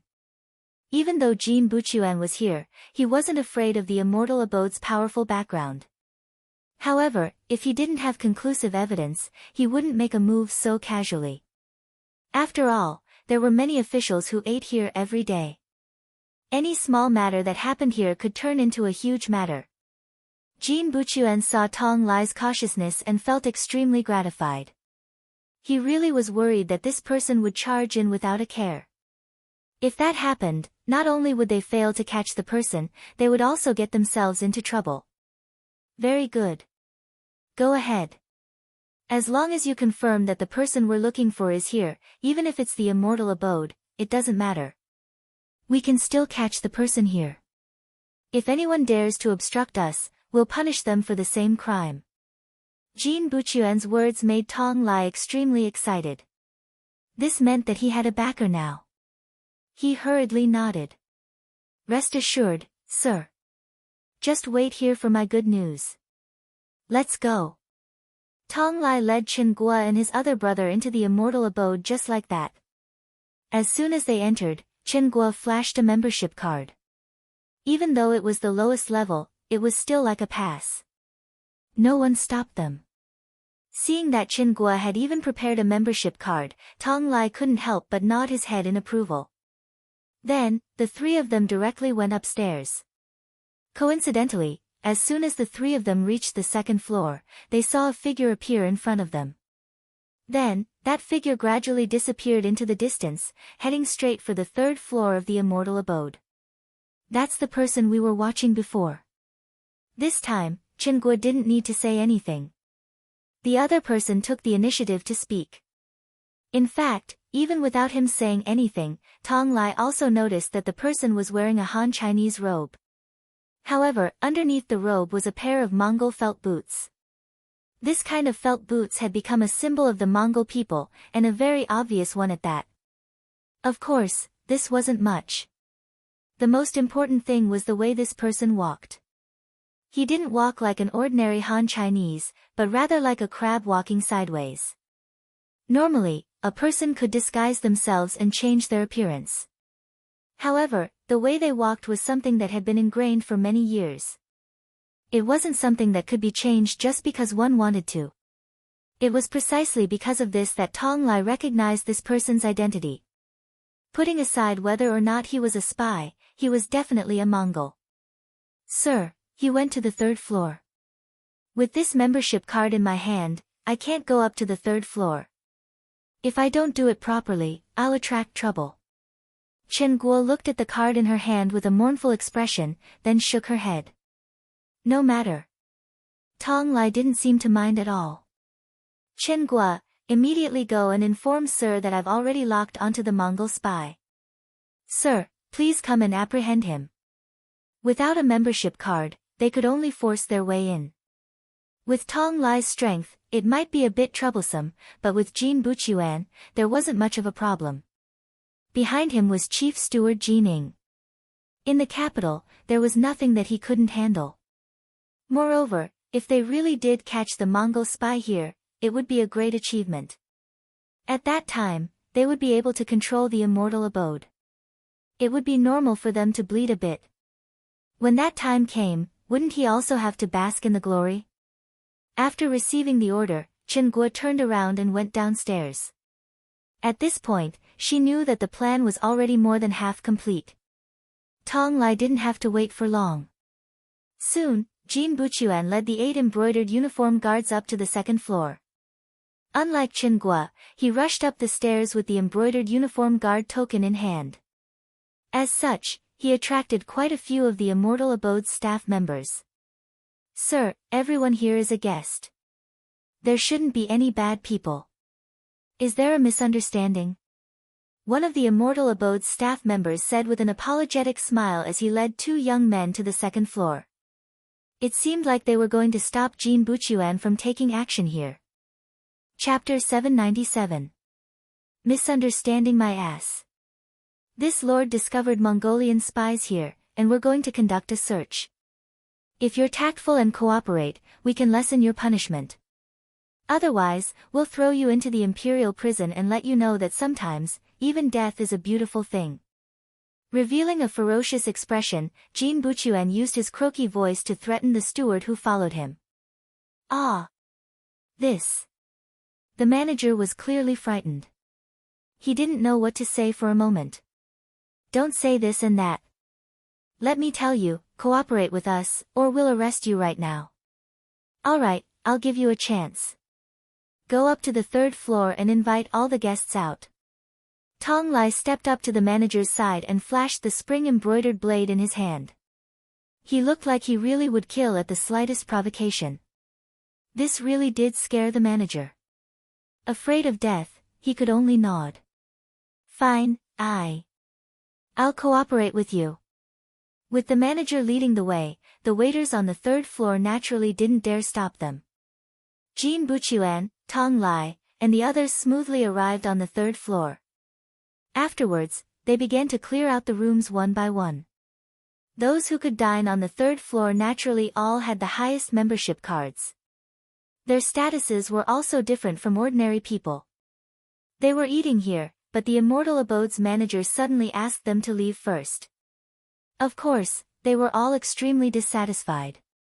Those with bad tempers immediately began to curse. However, as the embroidered uniform guards in flying robes appeared one after another, they all shut their mouths. Just a while ago, the genie guards had even arrested the eldest son of Minister Hu Xianshu. He was also the genie guards' town commissioner. He was one of their own. However, when he made a move, he did not show any mercy. What were they? They had angered him. So what if he killed them on the spot? They were still dissatisfied, but they didn't show it. They only snorted coldly and walked out of the room. Jin Buchuan didn't even bother to look at the dissatisfaction shown by these people. He only asked Tong Lai, "How is it? Did you find that Mongolian?" "No. None of these people are Mongolians." Tong Lai stared intently. He was confident that as long as that person appeared, he would be able to recognize him. He would never make a mistake. Just like that, the private rooms were emptied one after another. More and more people walked out of the room, but they still couldn't find any trace of that person. For a moment, Tong Lai wasn't as confident as before. Layers of cold sweat began to form on his forehead. "Milord, there's only one room left. Please take a look." That manager looked at Jin Buchuan as if his parents had died and spoke in a pleading tone. "The last room needs to be searched even more. The person we're looking for might be here." Jin Buchuan did not show any signs of stopping. With such a big fuss, if he returned without any results, it was likely that not long after, a memorial to impeach him would appear on the emperor's dragon table. He didn't want to be punished, and his mind was in a mess. He had completely forgotten that the Duke of Loyalty was currently eating in the immortal abode. Seeing how unreasonable Jin Buchuan was, the manager could only lead 2 embroidered uniform guards to knock on the door of the final private room. Without waiting for permission to be emitted from within, they pushed open the door and entered. Soon after, 3 figures flew out. Tong tong. The figures landed on the floor, causing the entire floor to tremble. However, this also caused Jin Buchuan and Tong Lai's eyes to brighten. "Ha, they actually dared to make an enemy out of our embroidered uniform guards. They must be the people we're looking for. Attack together. Capture them." At this moment, the 2 of them only had eyes for the Mongol agents they were looking for. All other problems had been thrown to the back of their minds. This was a solid achievement, a good opportunity for them to rise in rank and make a fortune. As the 2 of them roared, the embroidered uniform guards behind them also charged forward. This was Baiming's capital, and their intelligence reports had said that the Mongol agents were secretly meeting. There shouldn't be too many of them, only 2 or 3 at most. They had more than 10 people in total, so what was there to be afraid of? In order to become an embroidered uniform guard, one had to undergo a strict test in terms of skill. Even if some people had special talents, they still had to undergo frequent training after entering the organization. After all, when it came to a crucial moment, when they fought with others, they wouldn't care about their status.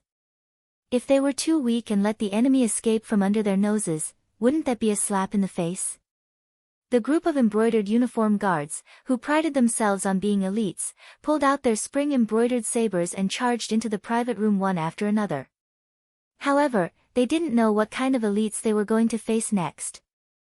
They were the kind of cold vanguards who were 5 to 10 times stronger than the embroidered uniform guards. They were the kind of veterans who had fought countless battles on the battlefield and were still unscathed. Yes, this private room was Sky Room number 1. It was the place where Yang Qindong, 2nd Madam, and 4th Madam were eating together. Considering that he was eating with Madam, Yang Qindong didn't bring too many people. However, since they were in a foreign place, the other guards were arranged to go downstairs. Beta Persei, Yang Si, Badeo Jiang, Peng Yu, and Shibi were still in the private room. The 5 of them weren't bad at fighting. The only problem was that Shibi was a little thin because of long-term malnutrition. However, when it came to fighting skills, 2 or 3 ordinary embroidered uniform guards couldn't take him down. Of course, the figure who had led Tong Lai away was him. This was also the task Yang Qindong had arranged for him early in the morning. Letting a Han and Mongolian mixed-blood general who had lived in Mongolia for a long time play the role of a Mongolian spy, no one would be able to see any flaws. After the mission was completed, Shibi entered Sky Room number 1 and put on a set of black armor that had been stored there for a long time. After changing his clothes, his entire temperament immediately changed. Even though they were face to face, Tong Lai couldn't tell the difference between this person and a Han, nor could he tell the relationship between him and a Mongolian. When Jin Buchuan and Tong Lai reached the 3rd floor, chaos broke out outside. Yang Qindong, who was eating with the 2 madams, knew that the fish had taken the bait. However, he didn't panic in the slightest. On the contrary, he continued to drink with the madams in the private room, as if he didn't care at all about what was happening outside. With Yang Qindong's current status, it would be too shameful for him to personally take part in the fighting. He left it for Beta Persei and the others to deal with. Knowing that something unexpected might happen, but knowing that everything was under control, Beta Persei and the others naturally rolled up their sleeves and prepared to go all out. When the door was pushed open from the outside, everyone began to move without a word. Not only were the first two embroidered uniform guards sent flying, even the manager of the immortal abode who had been forced to lead the way was sent flying with a kick.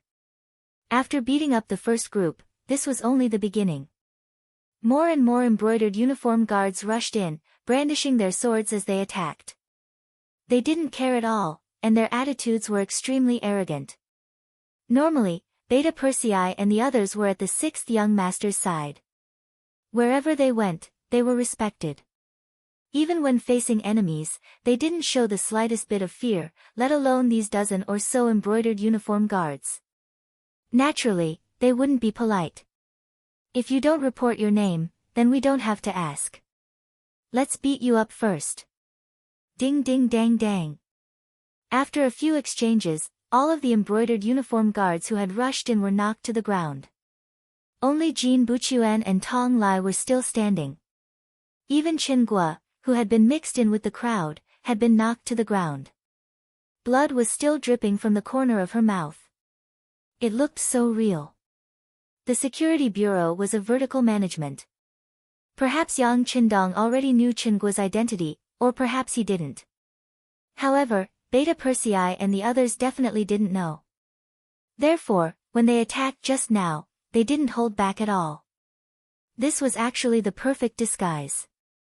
10 embroidered uniform guard brothers were knocked to the ground. This scene caused Jin Buchuan's chest to heave up and down.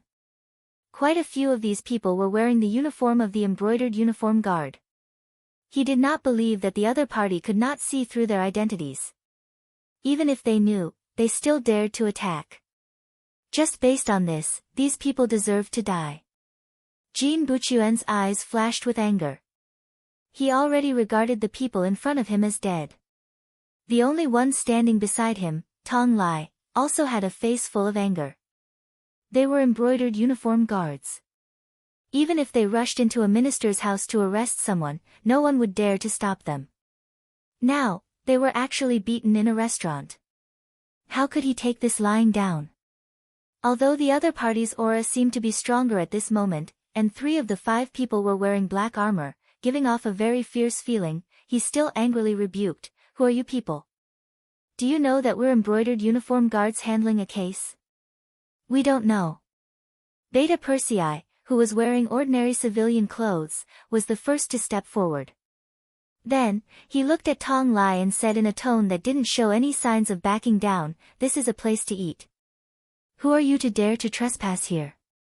Needless to say, you're clearly not good people." Yang Si, who was wearing civilian clothes, also took a step forward and said. For more than a year, the embroidered uniform guards had been pressuring the Yang family's forces step by step. Although they didn't do anything excessive because Yang Qindong was outside, it was only the result of restraint on both sides. Because of this, he didn't know how much anger he had suppressed in his heart. Now that he finally had a chance to vent it, he had to seize it properly. In a very short period of time, the 2 people exchanged questions and answers. In particular, they directly pointed out that the embroidered uniform guards were not good people. This angered Tong Lai. If it weren't for the fact that they looked strong, he would have directly raised his sword and cut them down. Fortunately, he didn't forget that he still had Jin Buchuan behind him, so he didn't make a decision on his own. Instead, he turned around and looked awkwardly.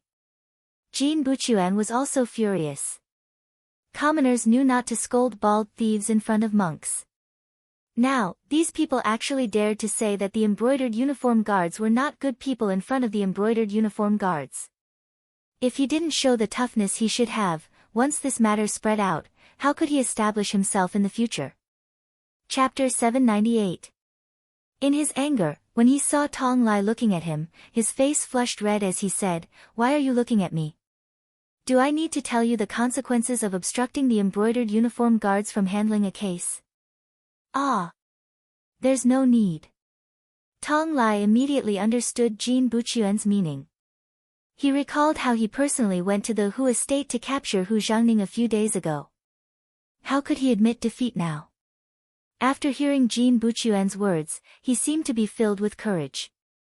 He waved the shining embroidered spring saber in his hand in mid-air and shouted, "We, the embroidered uniform guards, are going to investigate a case. All of you, scram. Anyone who blocks our way will be killed without mercy." As he spoke, Tong Lai strode forward. His target was the inner room. He believed that the person hiding inside was the Mongolian he saw earlier. As long as he could find this person, he would have the upper hand in this matter. Tong Lai walked forward courageously, as if he was the boss. However, an arm suddenly reached out from beside him. Before he could react, the embroidered spring saber in his hand was taken away. Then, with a backhand slash, the blade slapped Tong Lai's arm. The intense pain caused him to cry out in pain. His body also staggered back a few steps. "Rebel! Rebel! Just you wait. I will kill all of you. I will also kill your entire family." Seeing that there was someone who dared to obstruct the embroidered uniform guards from investigating a case, Jin Buchuan roared hysterically in anger. Then, he decisively turned around and left. As the saying goes, a wise man knows better than to fight when the odds are against him. He wanted to gather more embroidered uniform guards. He wanted to kill all of these people. Not a single one of them would be left alive. Jin Buchuan had always been high and mighty. He couldn't see the situation in front of him clearly and thought that he could walk out unscathed. However, he forgot one thing. Sometimes, even if he didn't find trouble with others, it didn't mean that others wouldn't find trouble with him. Just as Jin Buchuan turned around, Ba Daojiang, who had received Jin Buchuan's instructions, leaped forward and arrived behind Jin Buchuan. Then, he extended his large hand. Jin Buchuan, who was about to walk out, suddenly felt his neck tighten. Then, he was sent flying. His body did a 180-degree spin and fell to the ground with a plop. This hit made him see stars. All the bones in his body seemed to have become soft and sore at this moment. Jin Buchuan, who had been smashed into a daze, opened his eyes after about 5 or 6 breaths of time. What he saw was the scene of him kneeling on the ground. Then, he shook his head violently and said, "You. What are you trying to do? Do you know who I am?" No one answered Jin Buchuan's question. Only a few pairs of eyes coldly stared at him. It was as if they were staring at a dying mad dog. Apart from coldness, there was only coldness in their eyes.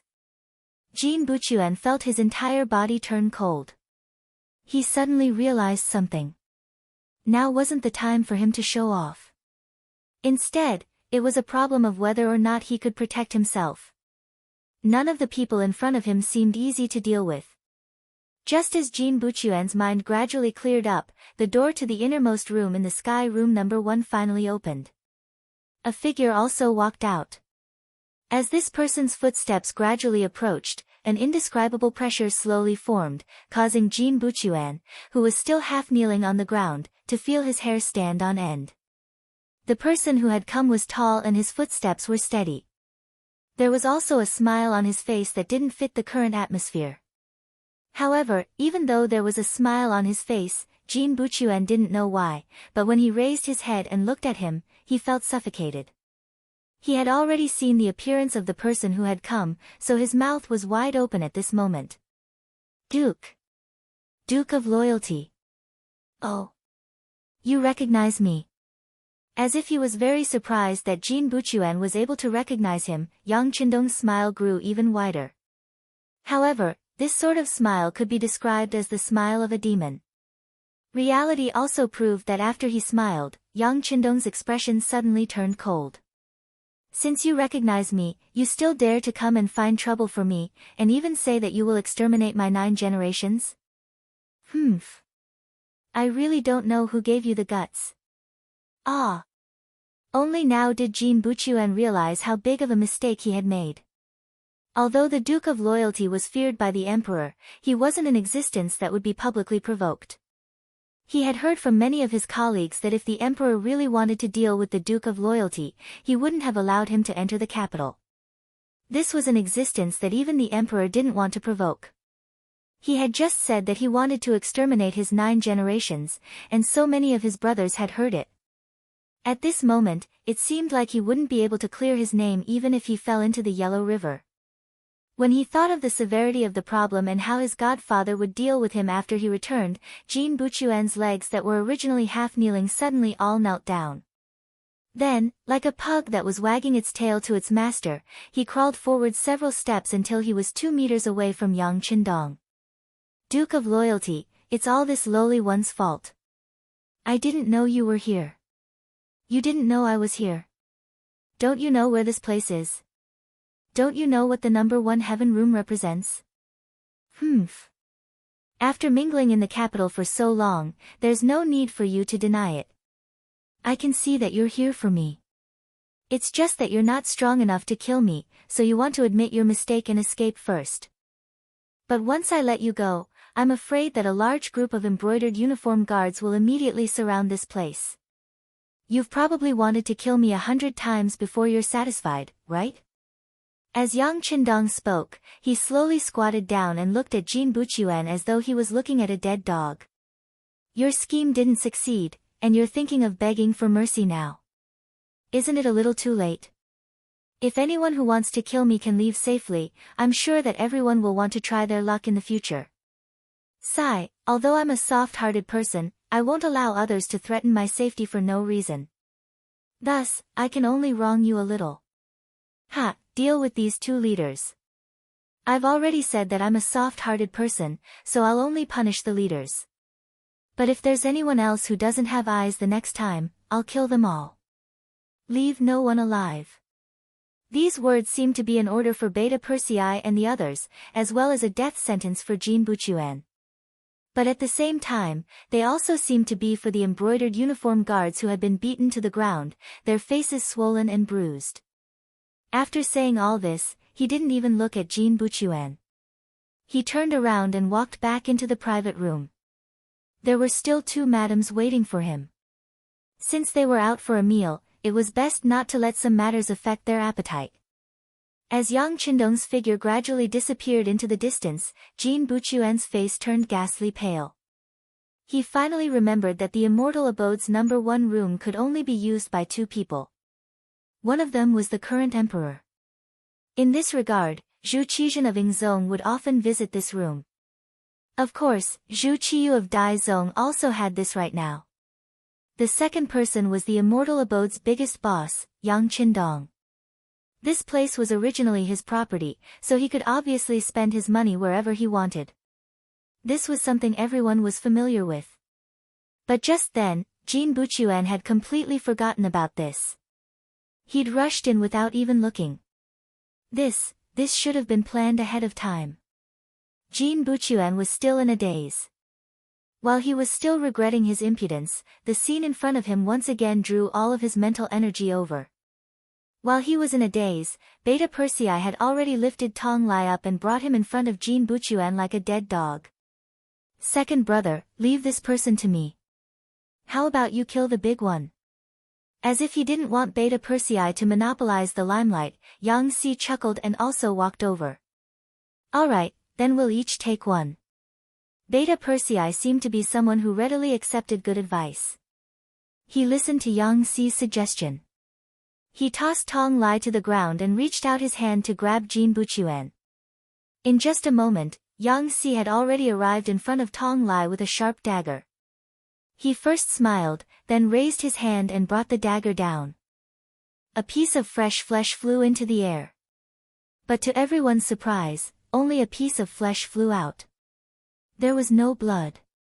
Just from this point alone, one could tell that Yang Si was already a qualified butcher. He knew how to do it without drawing blood and still cut off a piece of flesh. This isn't good. You're already starting. Don't act shamelessly. It was as if they were playing a game. Seeing that Yang Si had already taken the lead and swung his dagger, Beta Persei chuckled and also took out a sharp dagger. This scene frightened Jin Buchuan. With Tong Lai as an example, how could he not know what the other party was going to do? Not only was he going to kill, but he was going to torture him to death. This was the method he used to deal with others. In his shock, when he realized that Yang Qindong really dared to kill him, Jin Buchuan was finally terrified. He opened his mouth and shouted, "What are you doing? Do you know who I am? I'm going to..." Swoosh! Blood and flesh flew out. A chunk of fat flew out from under Jin Buchuan's ribs, separated from his body. The one who attacked was Beta Persei. He slashed again and again. As he cut off piece after piece of fat, he did not forget to say, "You don't even Qing know who you are, so how would we know who you are? People with your IQ shouldn't live in this world and waste food." Chapter 799. Beta Persei and Yang Si seemed to be in a competition. In a short period of time, 108 pieces of flesh fell from Jin Buchuan and Tong Lai's bodies. The pain of this process could not be described with words. The other embroidered uniform guards who were beaten to the ground trembled all over as they watched the flesh of the two lords being sliced in front of them.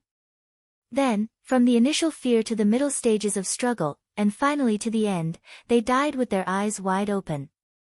One of Jin Ying's godson, one of the embroidered uniform guard Baihu who had just performed a meritorious service, died in front of them. At the beginning, he struggled a few times, but in the end, he was completely at the mercy of others. All of this fell into the eyes of the 10 embroidered uniform guards who followed them, causing them to close their eyes in fear.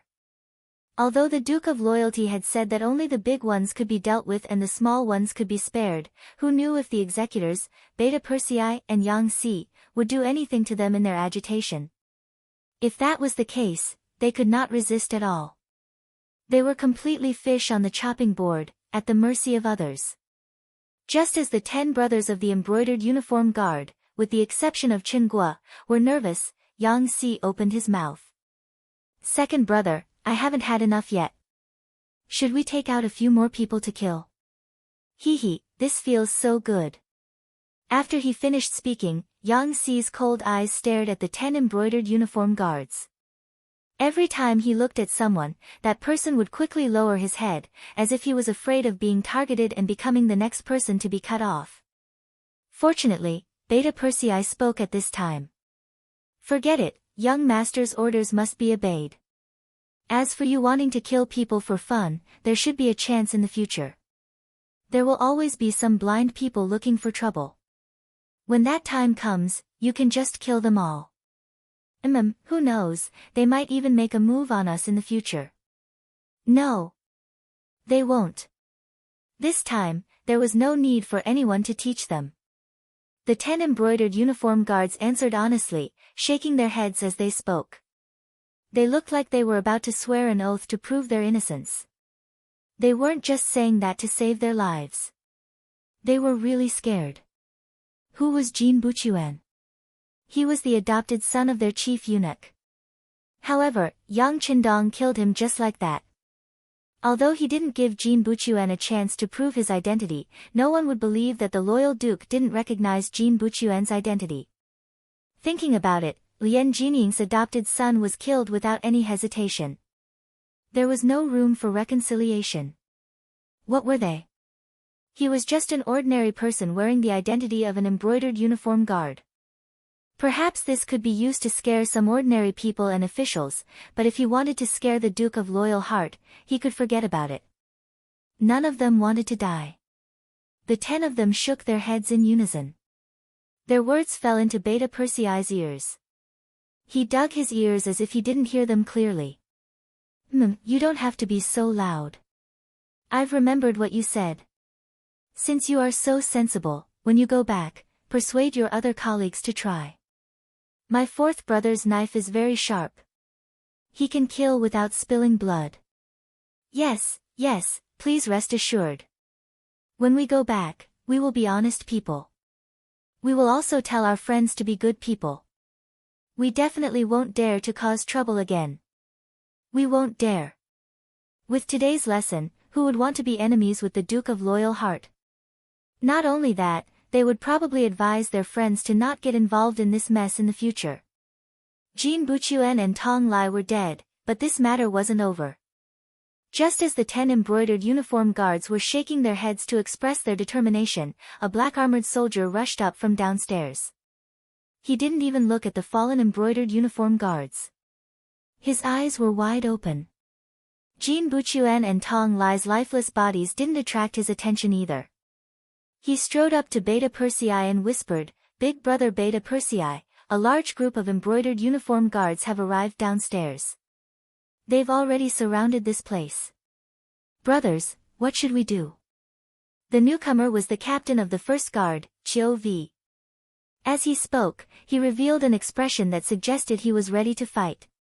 From the looks of it, he clearly didn't place the embroidered uniform guards outside the immortal abode in his eyes. In reality, the immortal abode was indeed under layers of protection. Not only were there 2 guards in the building ready to counterattack at any time, but they were also there. In the nearby streets, Commander Xiao Feng and the Cold Vanguard warriors were ready to fight at any time. It was true that the immortal abode belonged to Yang Qindong, but it was also located in the capital of Baiming. In a place like this, the slightest carelessness could lead to an irreparable mistake. For this reason, Yang Qindong had naturally made all the necessary arrangements, including a few backup plans. The so-called backup plans were Iron Tiger's Wolf Fang special forces hidden around the palace.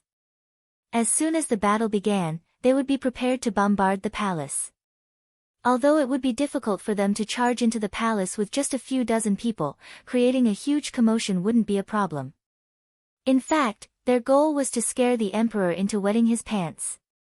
Although this was a bit of an exaggeration, Zhu Qiyu, who had never seen a real gun before, might really satisfy their demands. It was precisely because he had made all the necessary arrangements that Yang Qindong didn't show any mercy to Jin Buchuan and Tong Lai. One of them had sent an assassin like Shen Kun to kill him, while the other had dared to disrespect his father-in-law and go to the Hu estate to capture him. The target of killing these 2 people was very obvious. At the same time, it was also a kind of demonstration. It was telling some people that they already knew what they were doing. Didn't they want to see their reaction? Then I'll kill them. What can you do about it?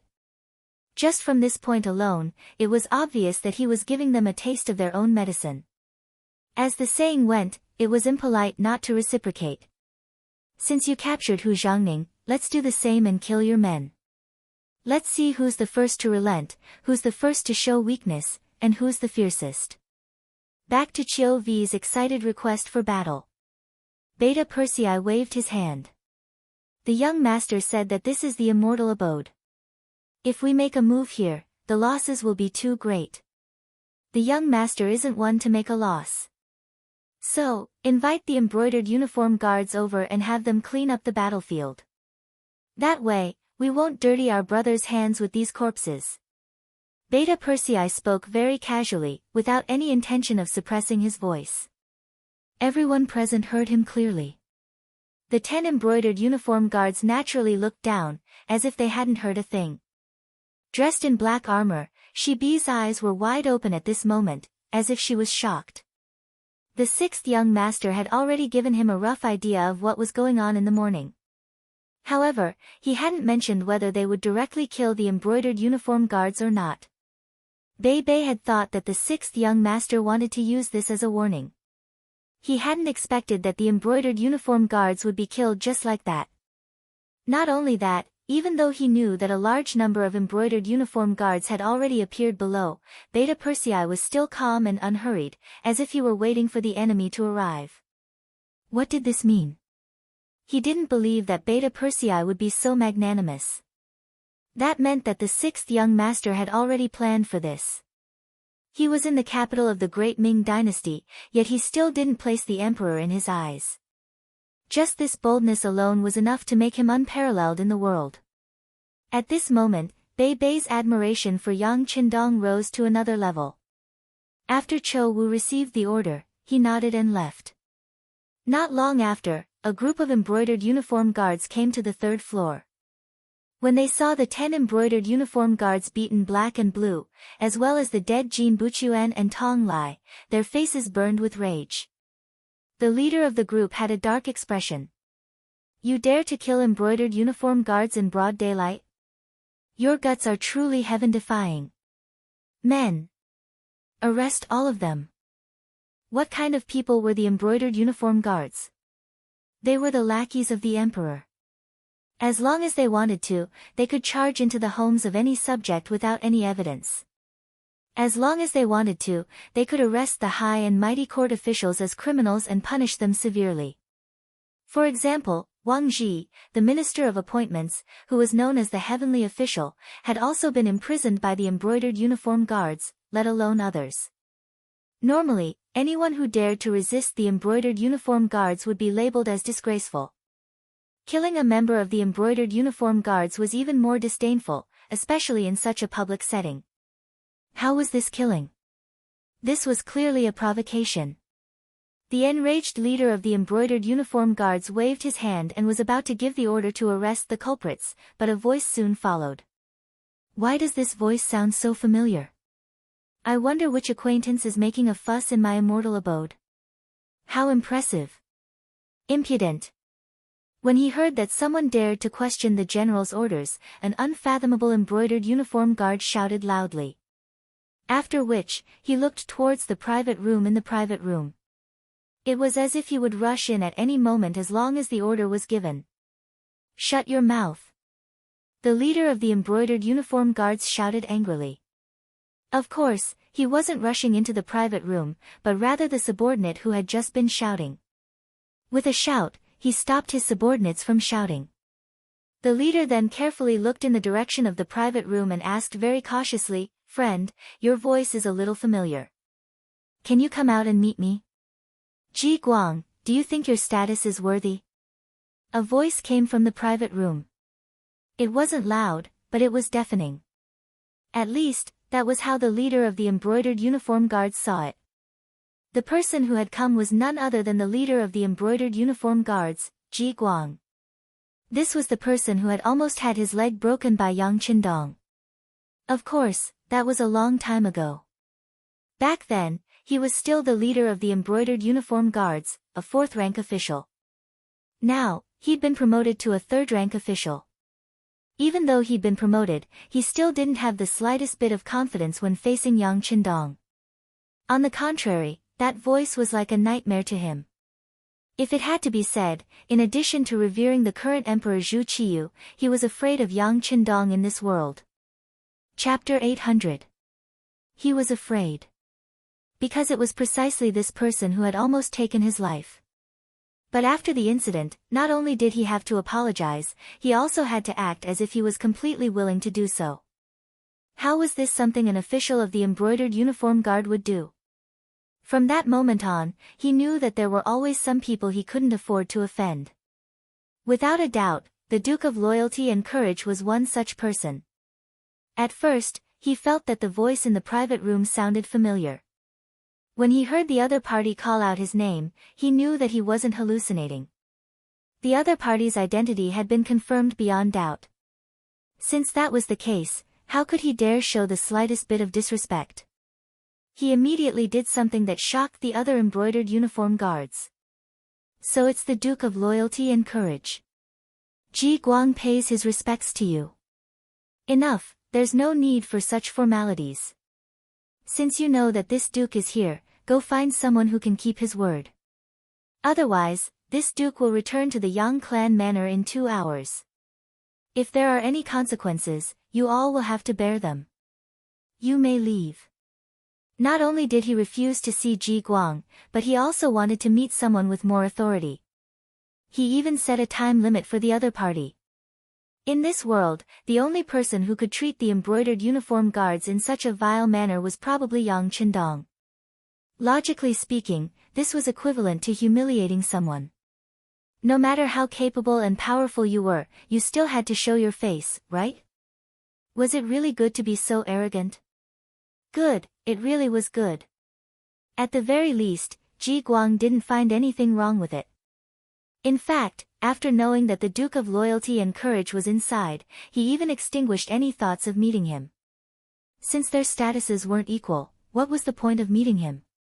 Was he trying to make things difficult for himself? Duke, please wait for a moment. This humble one will report this matter to the higher-ups. I believe that someone with more authority will come very quickly. Ji Guang was tactful. He clasped his hands and bowed. Then, without daring to look at the corpse on the ground, he turned around and left. Ji Guang came quickly, and left even faster. After leaving the immortal abode, he personally rode his horse towards the nearby imperial palace. As he galloped, he almost knocked over a commoner who couldn't dodge in time. However, he didn't slow down at all. Within the imperial palace, Qing was waiting for news from outside.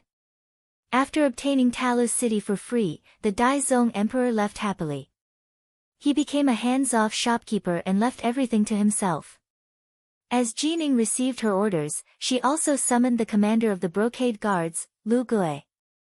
Together, they guarded the palace and waited for news. They didn't have to wait for long before Ji Guang appeared. When he saw the two people in front of him, he knelt on one knee and said, "Eunuch Jin, Commander, things aren't looking good." With a sigh, Ji Guang recounted everything that had happened in the immortal abode. Time was of the essence, and he didn't know much about the situation.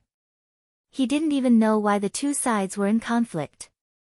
He was just telling them what he saw objectively. Of course, he couldn't forget Yang Qindong's following request. He had to give an answer within 2 hours, or he would leave. Jin Buchuan had actually died, and in the immortal abode at that.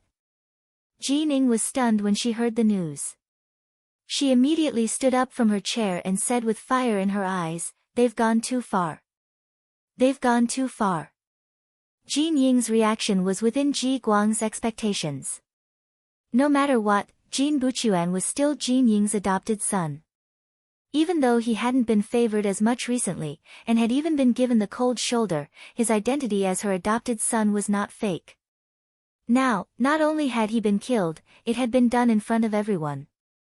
Anyone in this situation would probably be furious.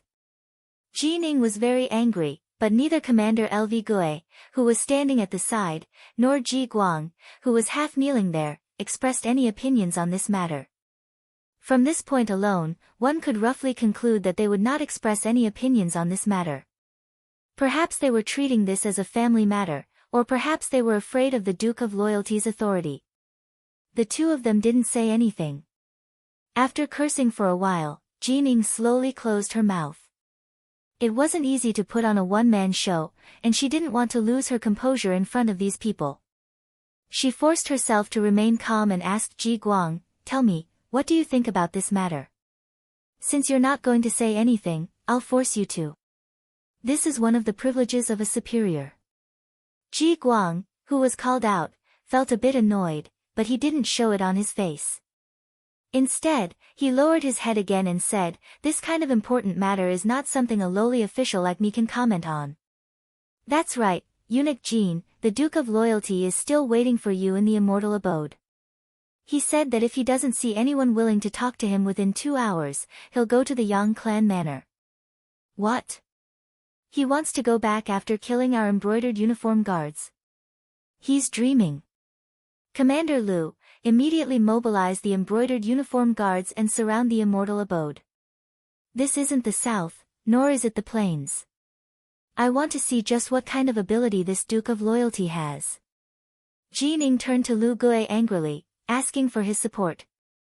The Great Ming dynasty's political system was made up of 3 main factions: the imperial power, the scholarly faction, and the eunuch faction. The lowest-ranked eunuch faction had produced Wang Zhen at its peak. He was an existence that stood above tens of thousands of people, second only to the emperor. He was a perfect example of what it meant to be a petty person intoxicated by success. However, ever since the Tumu Castle incident and Wang Zhen's death, the eunuch faction suffered a heavy blow. Zhu Qiyu, who was waiting for the throne, seemed to have learned his lesson and didn't place too much importance on the eunuchs. In comparison, Qing, who was also the head eunuch, was far inferior to Wang Zhen. However, in the past year, the power of the eunuch faction had increased significantly. This was all because the scholarly faction had pushed them too hard. After Zhu Qiyu ascended to the throne, he gave up on the inner court and distributed his power to the 6 ministers, then concentrated it all on himself. However, to become an important official in the court, which one of them wasn't smart? When faced with Zhu Qiyu's methods of dividing power, they quickly began to work together in private. Some small matters were decided by themselves, and they didn't want to trouble the emperor if they could. This was what it meant to have policies from the top and countermeasures from the bottom. No matter what, the 6 ministers were the main representatives of the civil officials. For their own positions and the support of the other officials, they had no choice but to think of ways to divide power from the emperor. In order to keep them in check, although Zhu Qiyu didn't want to, he still used the eunuch faction and began to increase their power in order to achieve a balance that was most beneficial to him. Because of this, Jin Ying's authority had increased a little in the past year. If it were in the past, LV Gui would have agreed immediately when he gave such a clear order.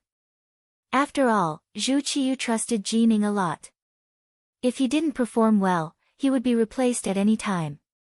Not to mention, he was originally Jin Ying's man as the commander. However, this time, he didn't agree immediately. Instead, he shook his head and asked carefully, "Eunuch Jin, this matter involves the Duke of Loyalty and Courage. Shouldn't we ask for the Emperor's permission? If a fight really breaks out and the Emperor questions us, I'm afraid we won't be able to keep our heads." This. Jin Ying hesitated for a moment. If it was someone else, perhaps he could overstep his authority. As long as it wasn't a big deal, it wouldn't matter even if the Emperor found out. However, the opponent was the Duke of Loyalty and Courage, which was completely different. This was someone who had the ability to compete with the embroidered uniform guards and even the Baiming army.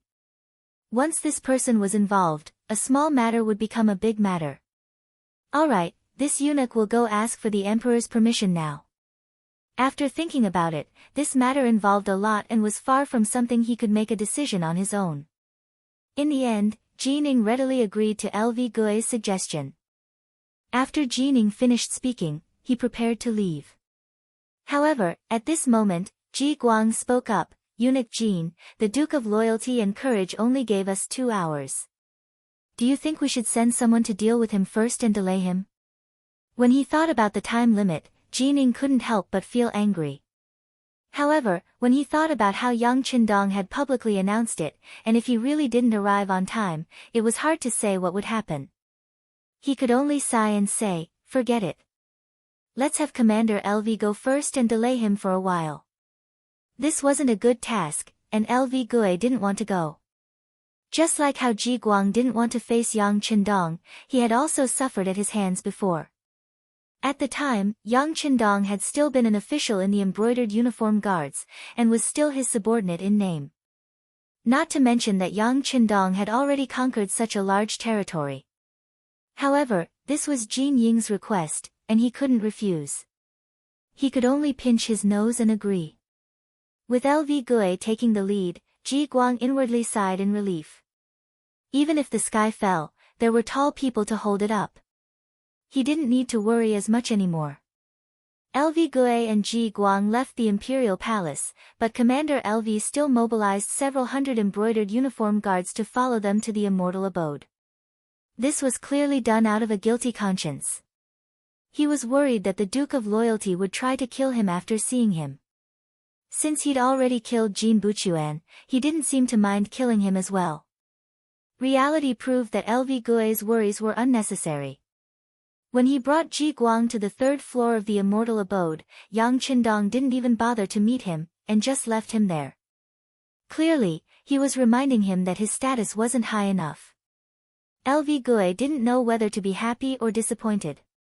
However, not having to face the Duke of Loyalty was still a good thing. When Ji Guang said that there would be other important figures coming, they finally received Yang Qindong's permission to stay for a while longer. The two of them relaxed, and began to investigate the whole situation. LV Gui arrived, and the 10 embroidered uniform guards who'd been beaten up finally regained their freedom. From their mouths, the two sirs were finally able to get a clear picture of what had happened. However, because they knew the reason, their expressions were bitter.